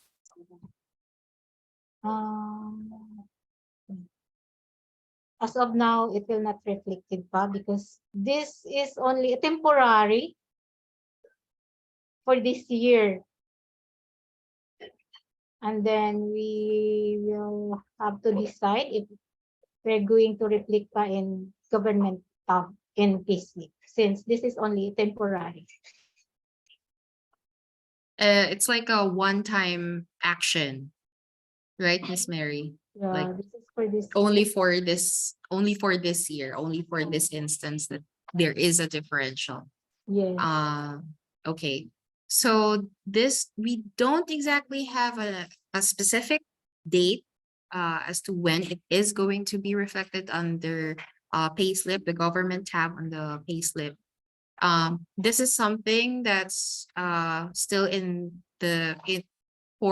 still up for internal discussion and for the design, since again, it's only for this specific incident, there's been a 1% differential, and we're very much hoping that any changes in the future would actually happen at the start of the year and doesn't happen midway or mid-year. So let me close this question out. Not sure with this other question for the undeducted. I'll be putting that back to the queue. Let me skip that question. Let me go to the next question. We have manual government remittance for new hires every 21st of the month. Entry used is CA. Is there a way we can include it in statutory deductions for annualization? So that's the question. Yeah, manual government remittance for new hires every 21st. Entry used is CA. I think that's cash advance. Is there a way we can include it in statutory deductions for annualization?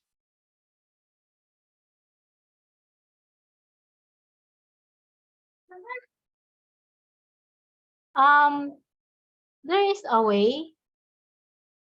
We're going to process a special payroll for this particular types of income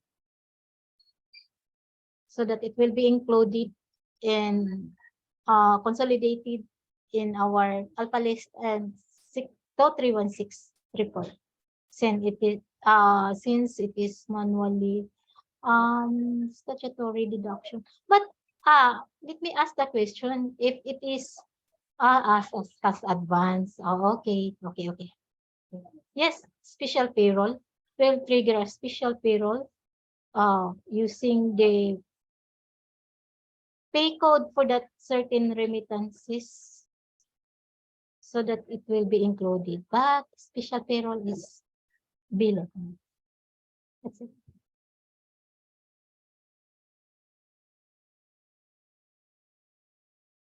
So, Miss Mary, there is a way. Are we saying that there is a way to include it in the statutory deductions for annualization?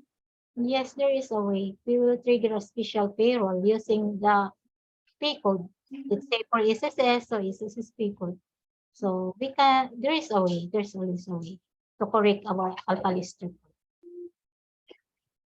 You heard it from this webinar. Miss Mary has confirmed that there is a way to include it in the statutory deductions by the special payroll. So that needs to be triggered, that special payroll. I hope that's clear. Thank you for the question, and thank you, Miss Mary, for answering the question. Next up is for the deduction of PHIC differential for January to May, not deducted. How do we encode that in myHR? I think this question has already been answered. That for the PHIC 1% differential, that has to be done through Paytran. You create a Paytran using the pay codes that have been flashed a while ago, and that have these pay codes have been announced. It was posted, it was published I think in the third quarter of this year. We had an announcement regarding these pay codes that you can use on your Paytran when you create the Paytran for these, and that way you get to encode it on myHR. It's going to be reflected on the records. Miss Mary, do you have any additional insights on the encoding of the PHIC 1% differential on myHR? Maybe I don't know if I skipped anything from that. I think there is no, everything has been discussed. So you can create Paytran either by encoding manually or by uploading, mass upload. If you don't have a mass upload, so we will create it manually by a front end. So if you want the titanium will be the one to execute that, we can do that with minimum charge. Thank you, Miss Mary, for the confirmation on that. So there is the second way would be through a mass or batch upload. The first is by encoding it through Paytran front end. Second would be to upload it if it's a batch upload or mass upload. So we definitely can send an email to helpdesk@titanium.ph, and we'd be more than happy to assist you with if you prefer to go for the second option, second way of encoding it. So let me close out that question. Another question about the 1% PHIC differential. The differential is not yet included in annualized tax computation version 01.2018, or I mean the January 2018 annualized tax computation. So this is confirmed. I think one of our participants is trying to confirm if the differential is included or not on the annualized tax computation of January 2018.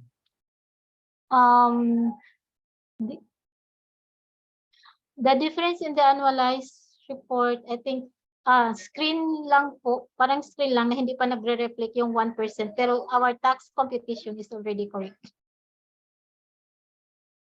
So, yung screen na lang, ang ko lang doon for 1%, but the tax computation is correct.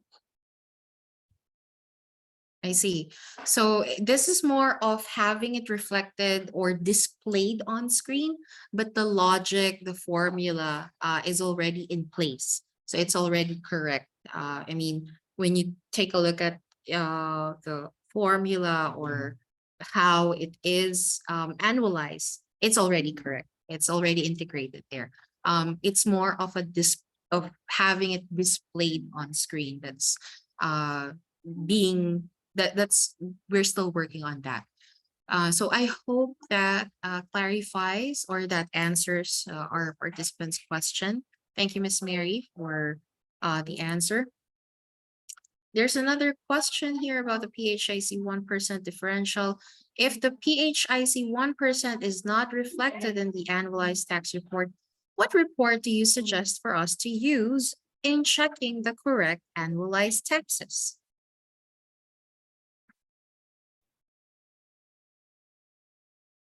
Um, um, for now, we don't have other reports except for annualized tax report lang talaga. So, I cannot recommend other reports. So does that mean, Miss Mary, that our customers would need to wait for the display issue to be resolved so that it's going to be reflected, or is it already there? I mean, As I see, uh, as I said earlier that only what is lacking is yung screen display ng 1% differential, but the tax competition is already correct. so most likely before the year ends, we should have that we should have that reflected. Before the year end. Yes. Thank you for that confirmation, Miss Mary. This is an ongoing work. I know everyone's bothered by the 1% differential. So thank you for the question. We are down to the last two questions. We have here, sa reporting ng remittance or COR, enabled na po ba ang 1% PHICER field? How do we report or incorporate it in employees' COR?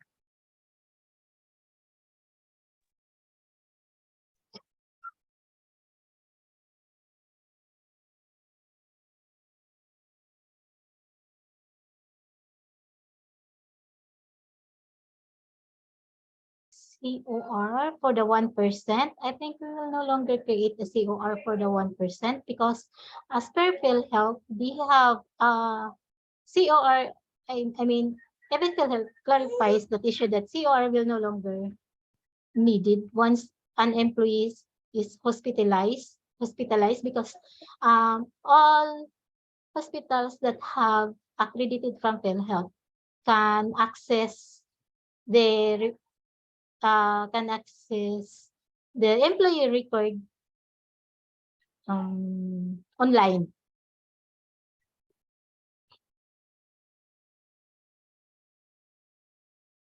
So it's no longer needed since they also have access to the EPRS. For the COR, let's say, we clarified that in PhilHealth that ayan, COR for PhilHealth contribution if if an employee is hospitalized is no longer needed because all hospitals that have accreditation from PhilHealth can access it via online. The employee is required. Okay. I see. So we are not just to clarify, we are not going to enable the ER field for the PHIC 1% differential on the COR because of that, for that reason. So this is a no for this question. Correct, Miss Mary? Confirm? Yes, as far as I know, we will no longer create the COR for the 1%. Okay. So also since as Ms. Mary mentioned that most of I think all the accredited hospitals, PHIC, they already have access to the central database that holds all employee records. So they can easily check if the PHIC 1% differential had already been paid or had already been settled. So let me close this question out for the other question. May report po bang madadownload after madeduct or ma-process ang PHIC 1%? differential, or sasama na po ba ito sa regular PHIC report?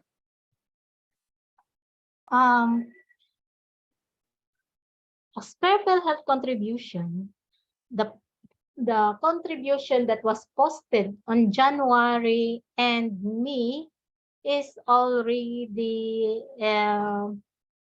in 4%. Naka-effect na po yung 4% doon sa, kaya sila nag-i-issue na lang ng differential, yung SOA, kasi yung posting daw po nila is already 4%. So what you have, once you have paid the 1%, you're going to submit it in PhilHealth. Kung nagkataon na mayroong mga resigned, so you need to submit the copy of the OR and the list of employees na yung pinabayaran, kailangan i-submit sa nearest branch sa PhilHealth. Pag wala naman, kung same amount yung naka-reflect doon sa SOE, tapos same amount ang babayaran ng employer, so no need to submit the hard copy to the PhilHealth. I think there's an instruction in the EPRS, after you paid, what you're going to do. So automatic na po yun para sa recording ng payment.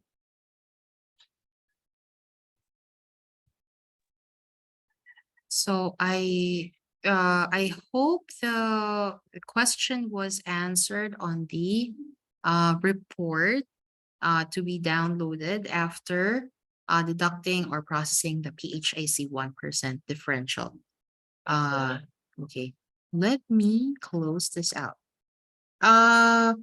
I'll be closing out this incomplete question, just so we can clear that out. If you are the participant who was trying to raise a question, please queue it up again as a complete question. Hope you can work on it before the last payroll, definitely. And we're also working on the new format of BIR 2316. So everything to secure the year end of 2022, we're really pushing all of these things to be finished or completed within this year. Thank you for that feedback. The next up is, I think these are reactions toward the question about the COR. Not all hospitals are like that, because the COR is still needed by some hospitals. Not all hospitals are like that. There is, I think I'd like to highlight this as it is addressed to Ms. Mary. Please quantify your statement as you are quoting PHIC. Not all accredited hospitals are updated, especially provincial hospitals. So yeah, would you have feedback on that, Ms. Mary? Okay, we will discuss it internally I will discuss this with our management regarding for the creation of the same. Okay. Okay, all right. Creation of the COR. Would that be correct, Ms. Mary? Yes, to be discussed na lang with our Okay. Okay. But thank you for giving us that feedback, and for asking that question on the statement that PHIC had provided regarding the need for the COR, or how it should be reflected on the COR, that the PHIC 1% differential needs to be reflected on the COR. Of course, there are provincial hospitals that still do not have access to the centralized database, and of course, that should also be considered. So we have, so I'm going, I think the rest of most of the lines here on the Q&A box refer to the COR issue. So it turns out this is a hot topic. for PHIC 1% differential. Not to worry, we will publish an announcement after the internal discussion is complete on our end about this. This is to also clarify what will happen on the system or what needs to be done on the system for the COR to address the addressing the PHIC 1% differential. Let me go to the other question. What if we'll deduct the accumulated PHIC 1% from January to May until 2022, diminishing or divided to 4 terms payment? I think this is like a staggered mode of payment. I think the participant is asking how do they go about paying it in equal dividends, or equally divided modes. So Miss Mary, would you have I think you already have this in one of our frequently asked questions. I think it was posted how they would actually go about dividing it. But of course, Miss Mary is the expert here. For the employer on how they're going to deduct the 1% of their employee. So yeah, it's up to them on how they're going to divide the deduction, as long that it will not, it will be paid until December 31 only. But how will they create the pay trend for that? If they were going to divide it into 4 terms, based on the SOA that was generated in EPRS, I think the SOA is naka-monthly yata yung SOA. So it's up to them if they were going to deduct the first 2 months, then for the next is another 2 months, or the first one is 1 month and a half. So it's up to them on how they will create the patron, as long that the reporting for the payment was aligned based on the instruction that was posted by the PhilHealth on how they were going to remit it. Thank you, Miss Mary. And of course, the values have to match. So they should base the data or the value that they're going to create a pay trend for. It should be based on the computed values provided on the SOA from the EPRS. I think that's also that's part of one of our support articles on the PHIC 1% differential is that if you prefer to have it as on a staggered payment or equally divided terms, then that's the way to do it. You still need to go back to the EPRS SOA and base the value there. So whatever's been computed as the value, then that's the same value that you're going to encode or put in your created pay trend. So thank you, Miss Mary, for that. Are there other questions? Let me close out this. I will be clearing up the queue, but definitely these comments or feedback on the COR are well noted, and we will address this. Do not worry, we will address these points. Thank you so much for posting them. Do we have any other questions from our participants. So I'll be closing these up. I think these are all related. So we are actually 25 minutes over time this afternoon. I apologize, ladies and gentlemen, on the extension, but that was a very interesting Q&A session. I think all of our participants had focused on the third and last Q&A session. But with that, would there be any other questions, any other feedback, or clarification, any doubt on the particular items? Oh, okay, here we go. You mentioned the deduction for the PHIC 1% would be until December only. May I share our problem on this? Some employees are already gone or resigned.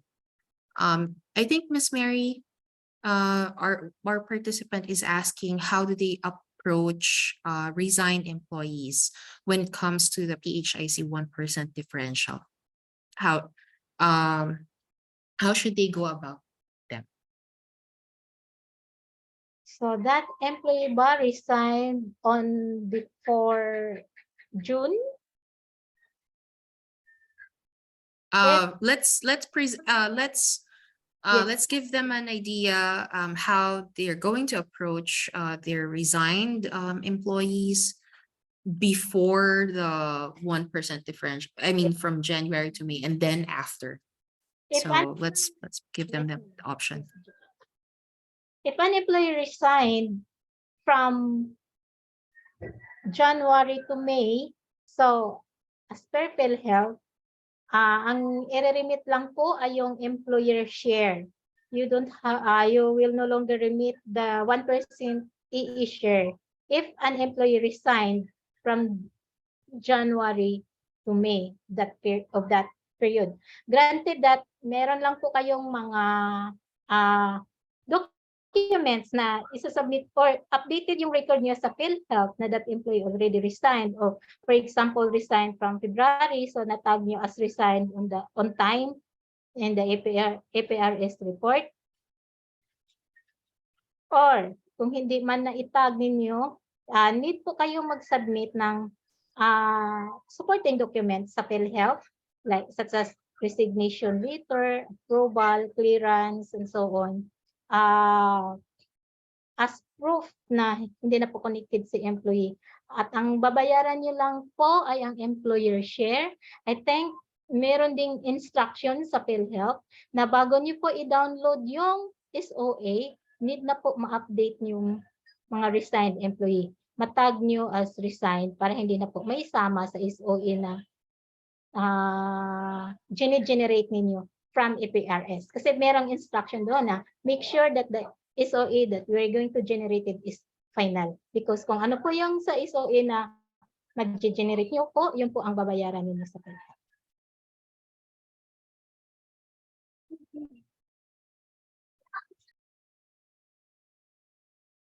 So I do hope that addresses the problem that our participant has on their resigned employees to address the 1% differential. Let me close that out and proceed to this next question.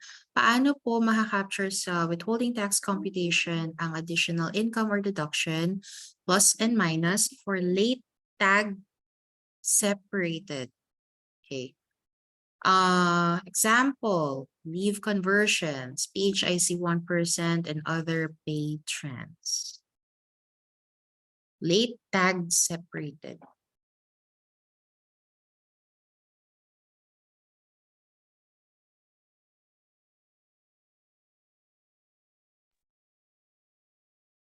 Leave conversion and PHIC and other pay trend.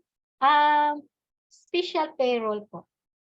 We can process the late tagging for the separated employee through special payroll.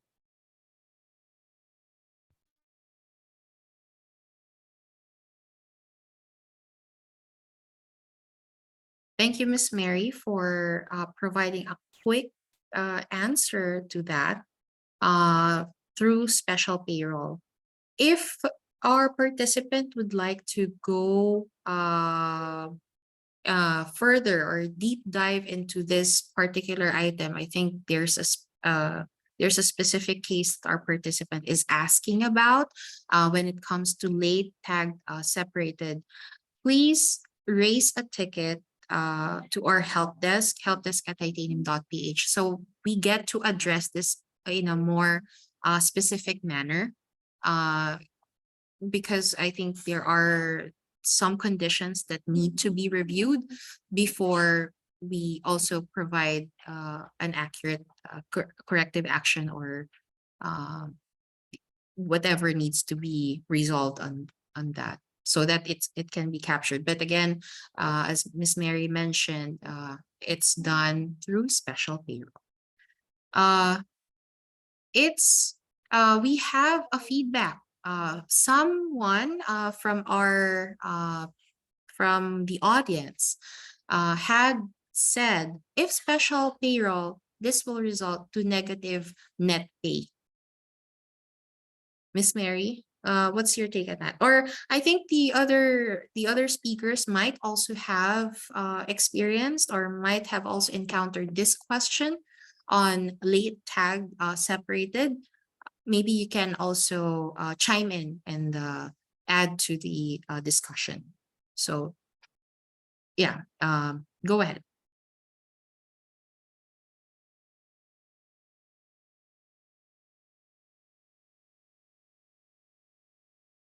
Miss Mary, Sir JM, Miss Beth, Miss Raven. If special payroll, this will result to negative net pay.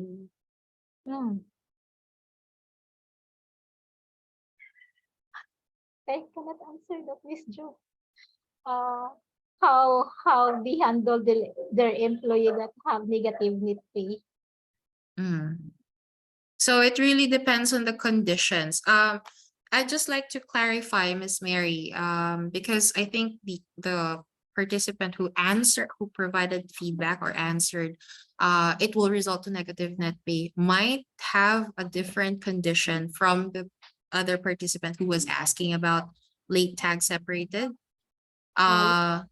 So are there like combinations that need to be considered? For the like for example, the statutory deductions, the purpose of their special payroll is just to reflect the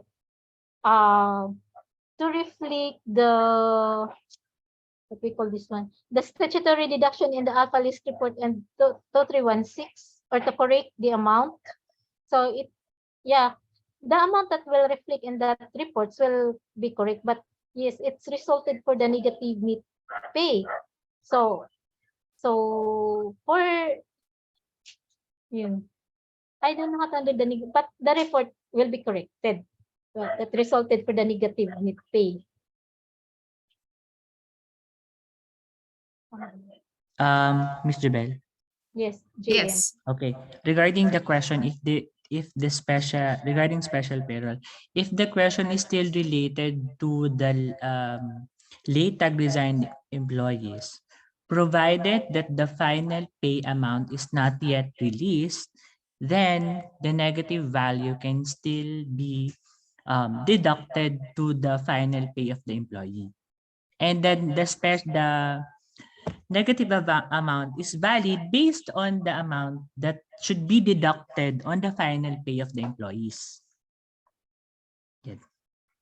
Or to prevent that, to prevent the negative amount, as stated on the answer, there is a way wherein we can add additional income if there is an income that can be given or that can be added to the last or on a special payroll to prevent the negative amount.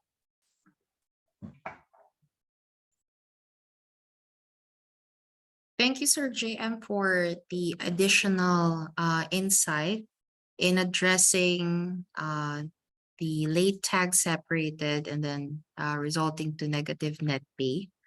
I'll close out this feedback as there's actually a response. Our participant responded in the Q&A box that these are deduction pay codes, so it will result to negative net pay unless there is an income that will be processed together. Is that what you had mentioned, Sir JM? Yes. Yes. Thank you. So I'll close that out. So I think you're thinking the same thing. And then there was also another response here. Yes, report will be corrected, but the payout of the employee is not. So that was a feedback from the participant. What's your take on that, Sir JM, Miss Mary? What's your take on that? Is that the current behavior, or probably not entirely sure what the scenario here, if I'm missing out anything, but one of our participants posted the feedback report will be corrected, but the payout will not be corrected or is not corrected. But then I think it goes back to Sir JM's point a while ago. But can you confirm, sir? Okay. Or Miss If Mary? hello, JM. Mhm. If the question, this particular response is still referring to the late tag separated employees, correct?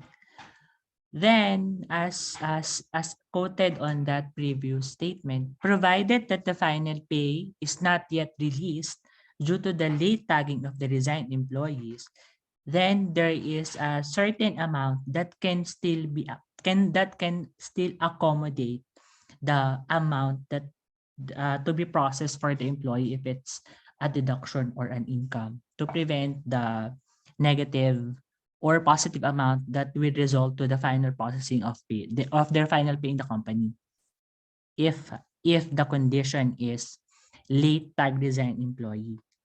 So the last pay of the employee is still on hold. So it can be a source of amount that can accommodate if there are deductions to be deducted to the employee. But Thank you, sir. sorry, but if it's referring to I think I'm still referring to the late tag resign employee.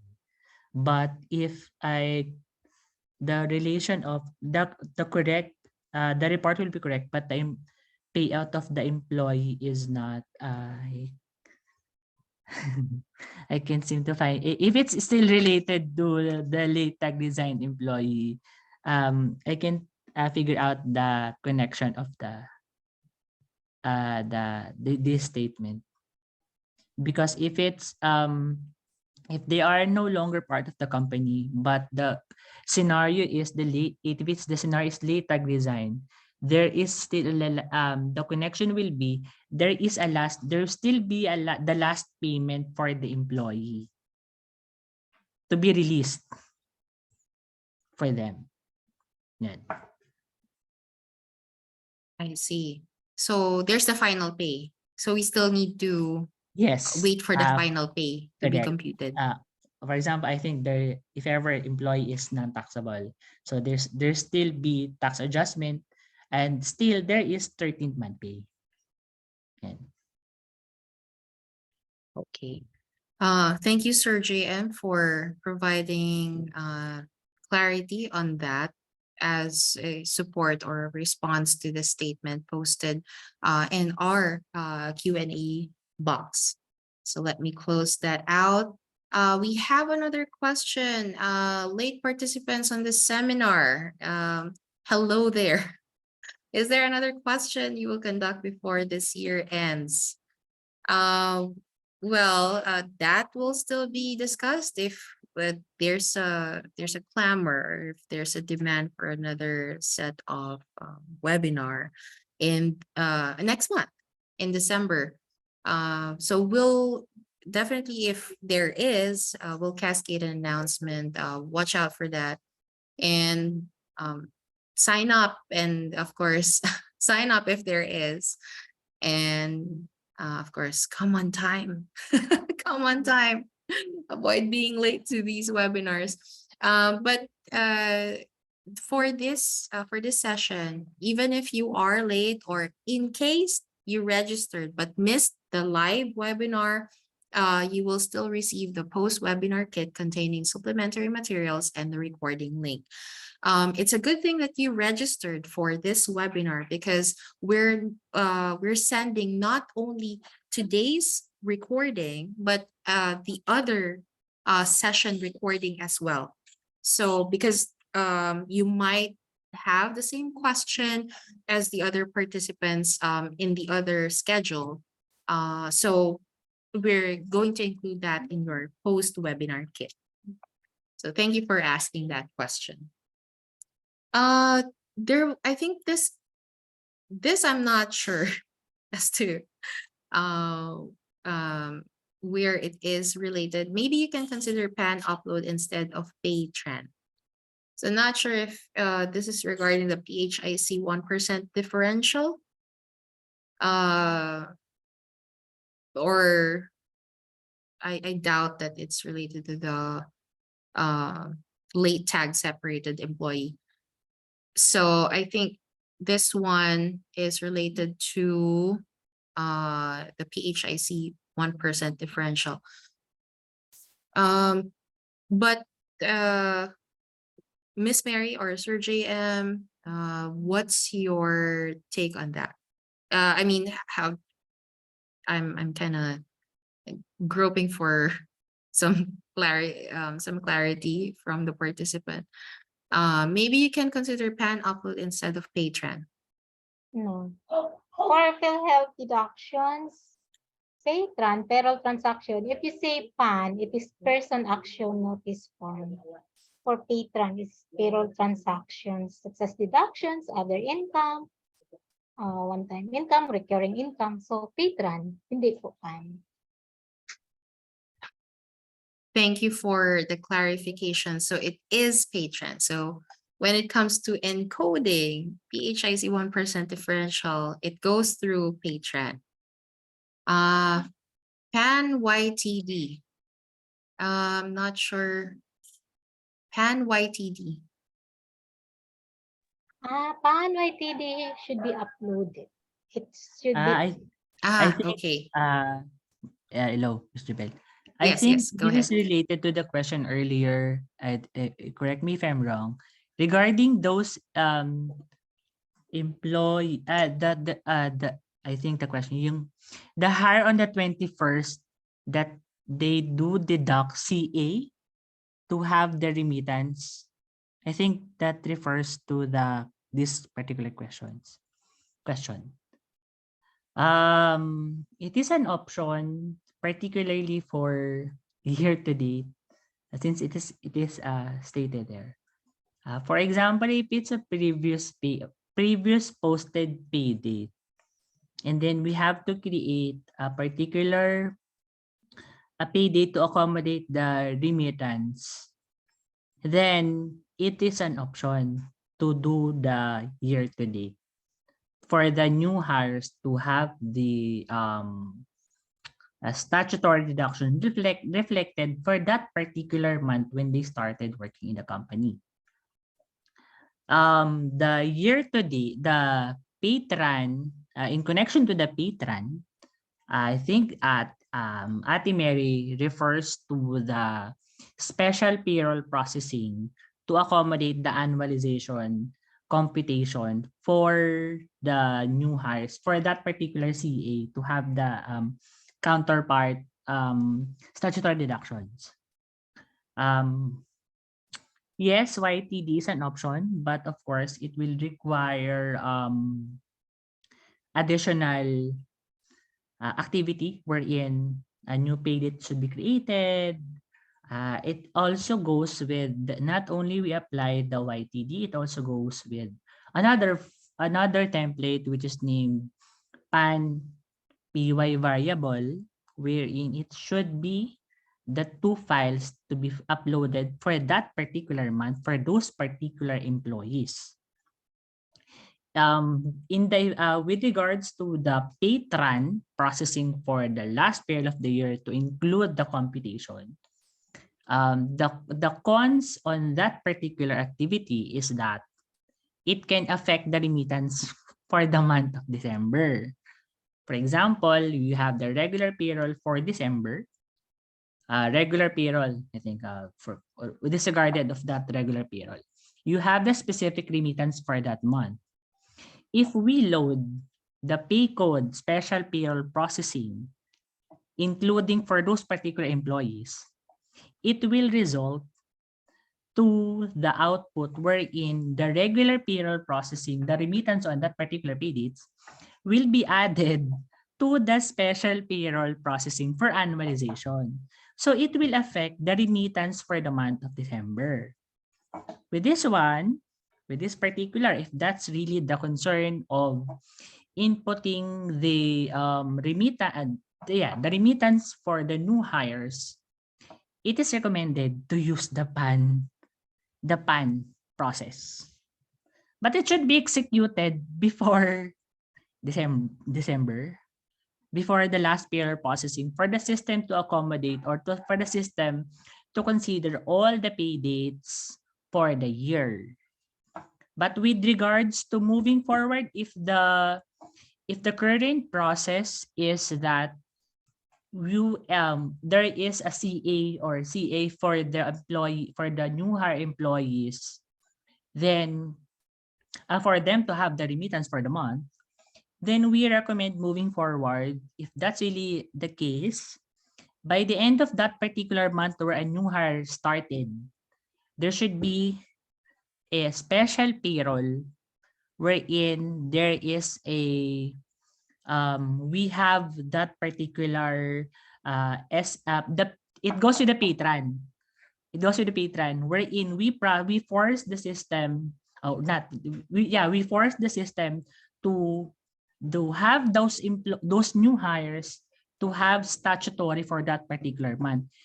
In connection, there is a statement there that it will result to negative amount. Yes, because we force the system for those employees to have statutory for the month.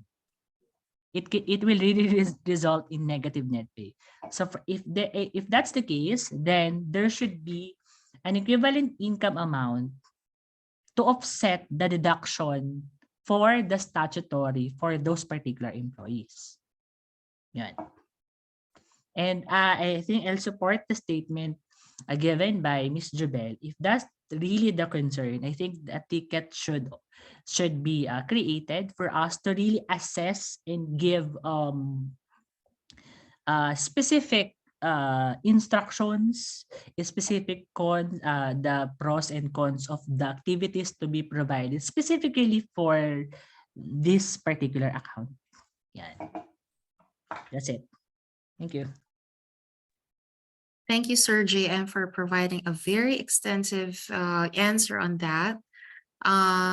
Yes, we highly recommend that for more specific answers to more specific scenarios, such as these new hires or the late tag separated, either of these scenarios.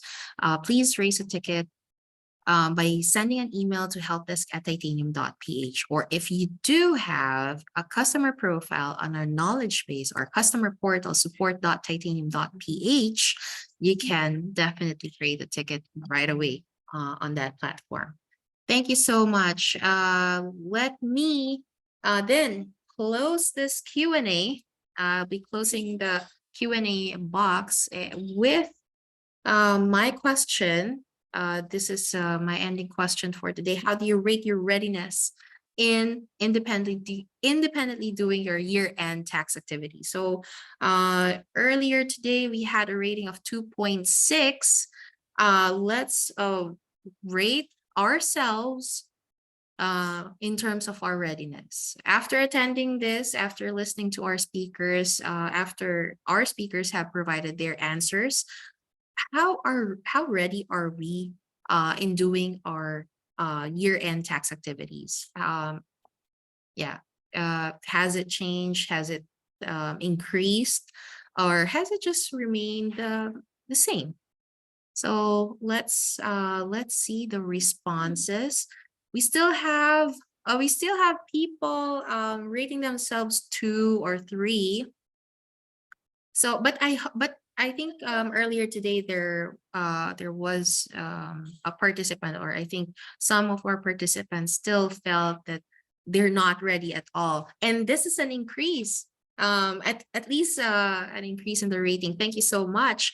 General population score of 3.4. Woohoo!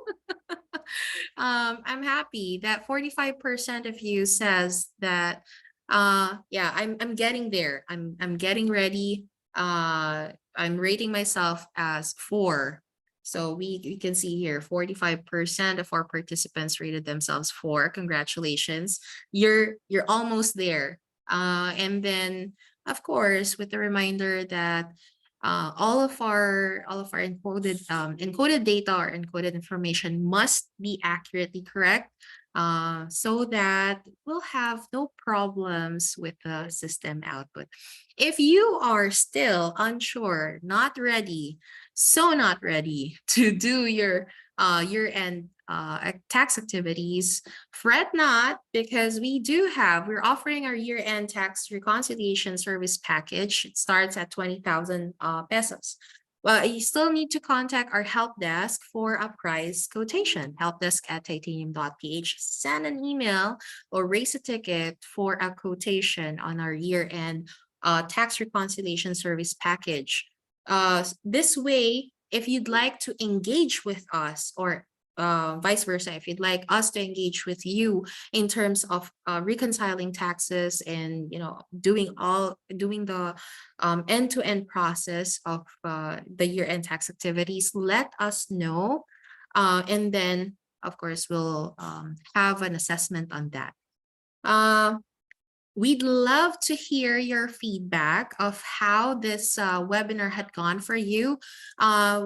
Let me share the link to our 3-minute survey. Please take a moment of your time today, of your day today, to answer our 3-minute survey about today's webinar. It's in the chat box. Please do answer that so we can improve. We can make our webinars interactive, more engaged, and we'll have more of these definitely. As we conclude today's webinar, let us bear in mind that we have listed the key components of conducting the tax reconciliation, shared with everyone the relevant documents and reports that we need for the year-end tax activity, and we have evaluated everyone's readiness to do the year-end tax activities using the myHR system. Tap on the back. Please expect your post-webinar kit to be sent to you next week, and it will contain all the information that's been shared with you today, along with the recording links and supplementary materials and templates. To our subject matter experts and speakers today, thank you for sharing your knowledge with us. This webinar would not have been possible without your guidance and support. Thank you, Sir JM, Miss Mary, Miss Janine, Miss Beth, Miss Raven. Thank you so much. To all our participants who are with us this afternoon, who've stayed with us for an extended 54 minutes on the clock, we thank you for your time and we value your business. Thank you all for participating. Enjoy the rest of your day, enjoy your weekend, and we look forward to seeing you in future webinars. You may now disconnect. Have a good day. Enjoy your weekend. Thank you so much. Goodbye.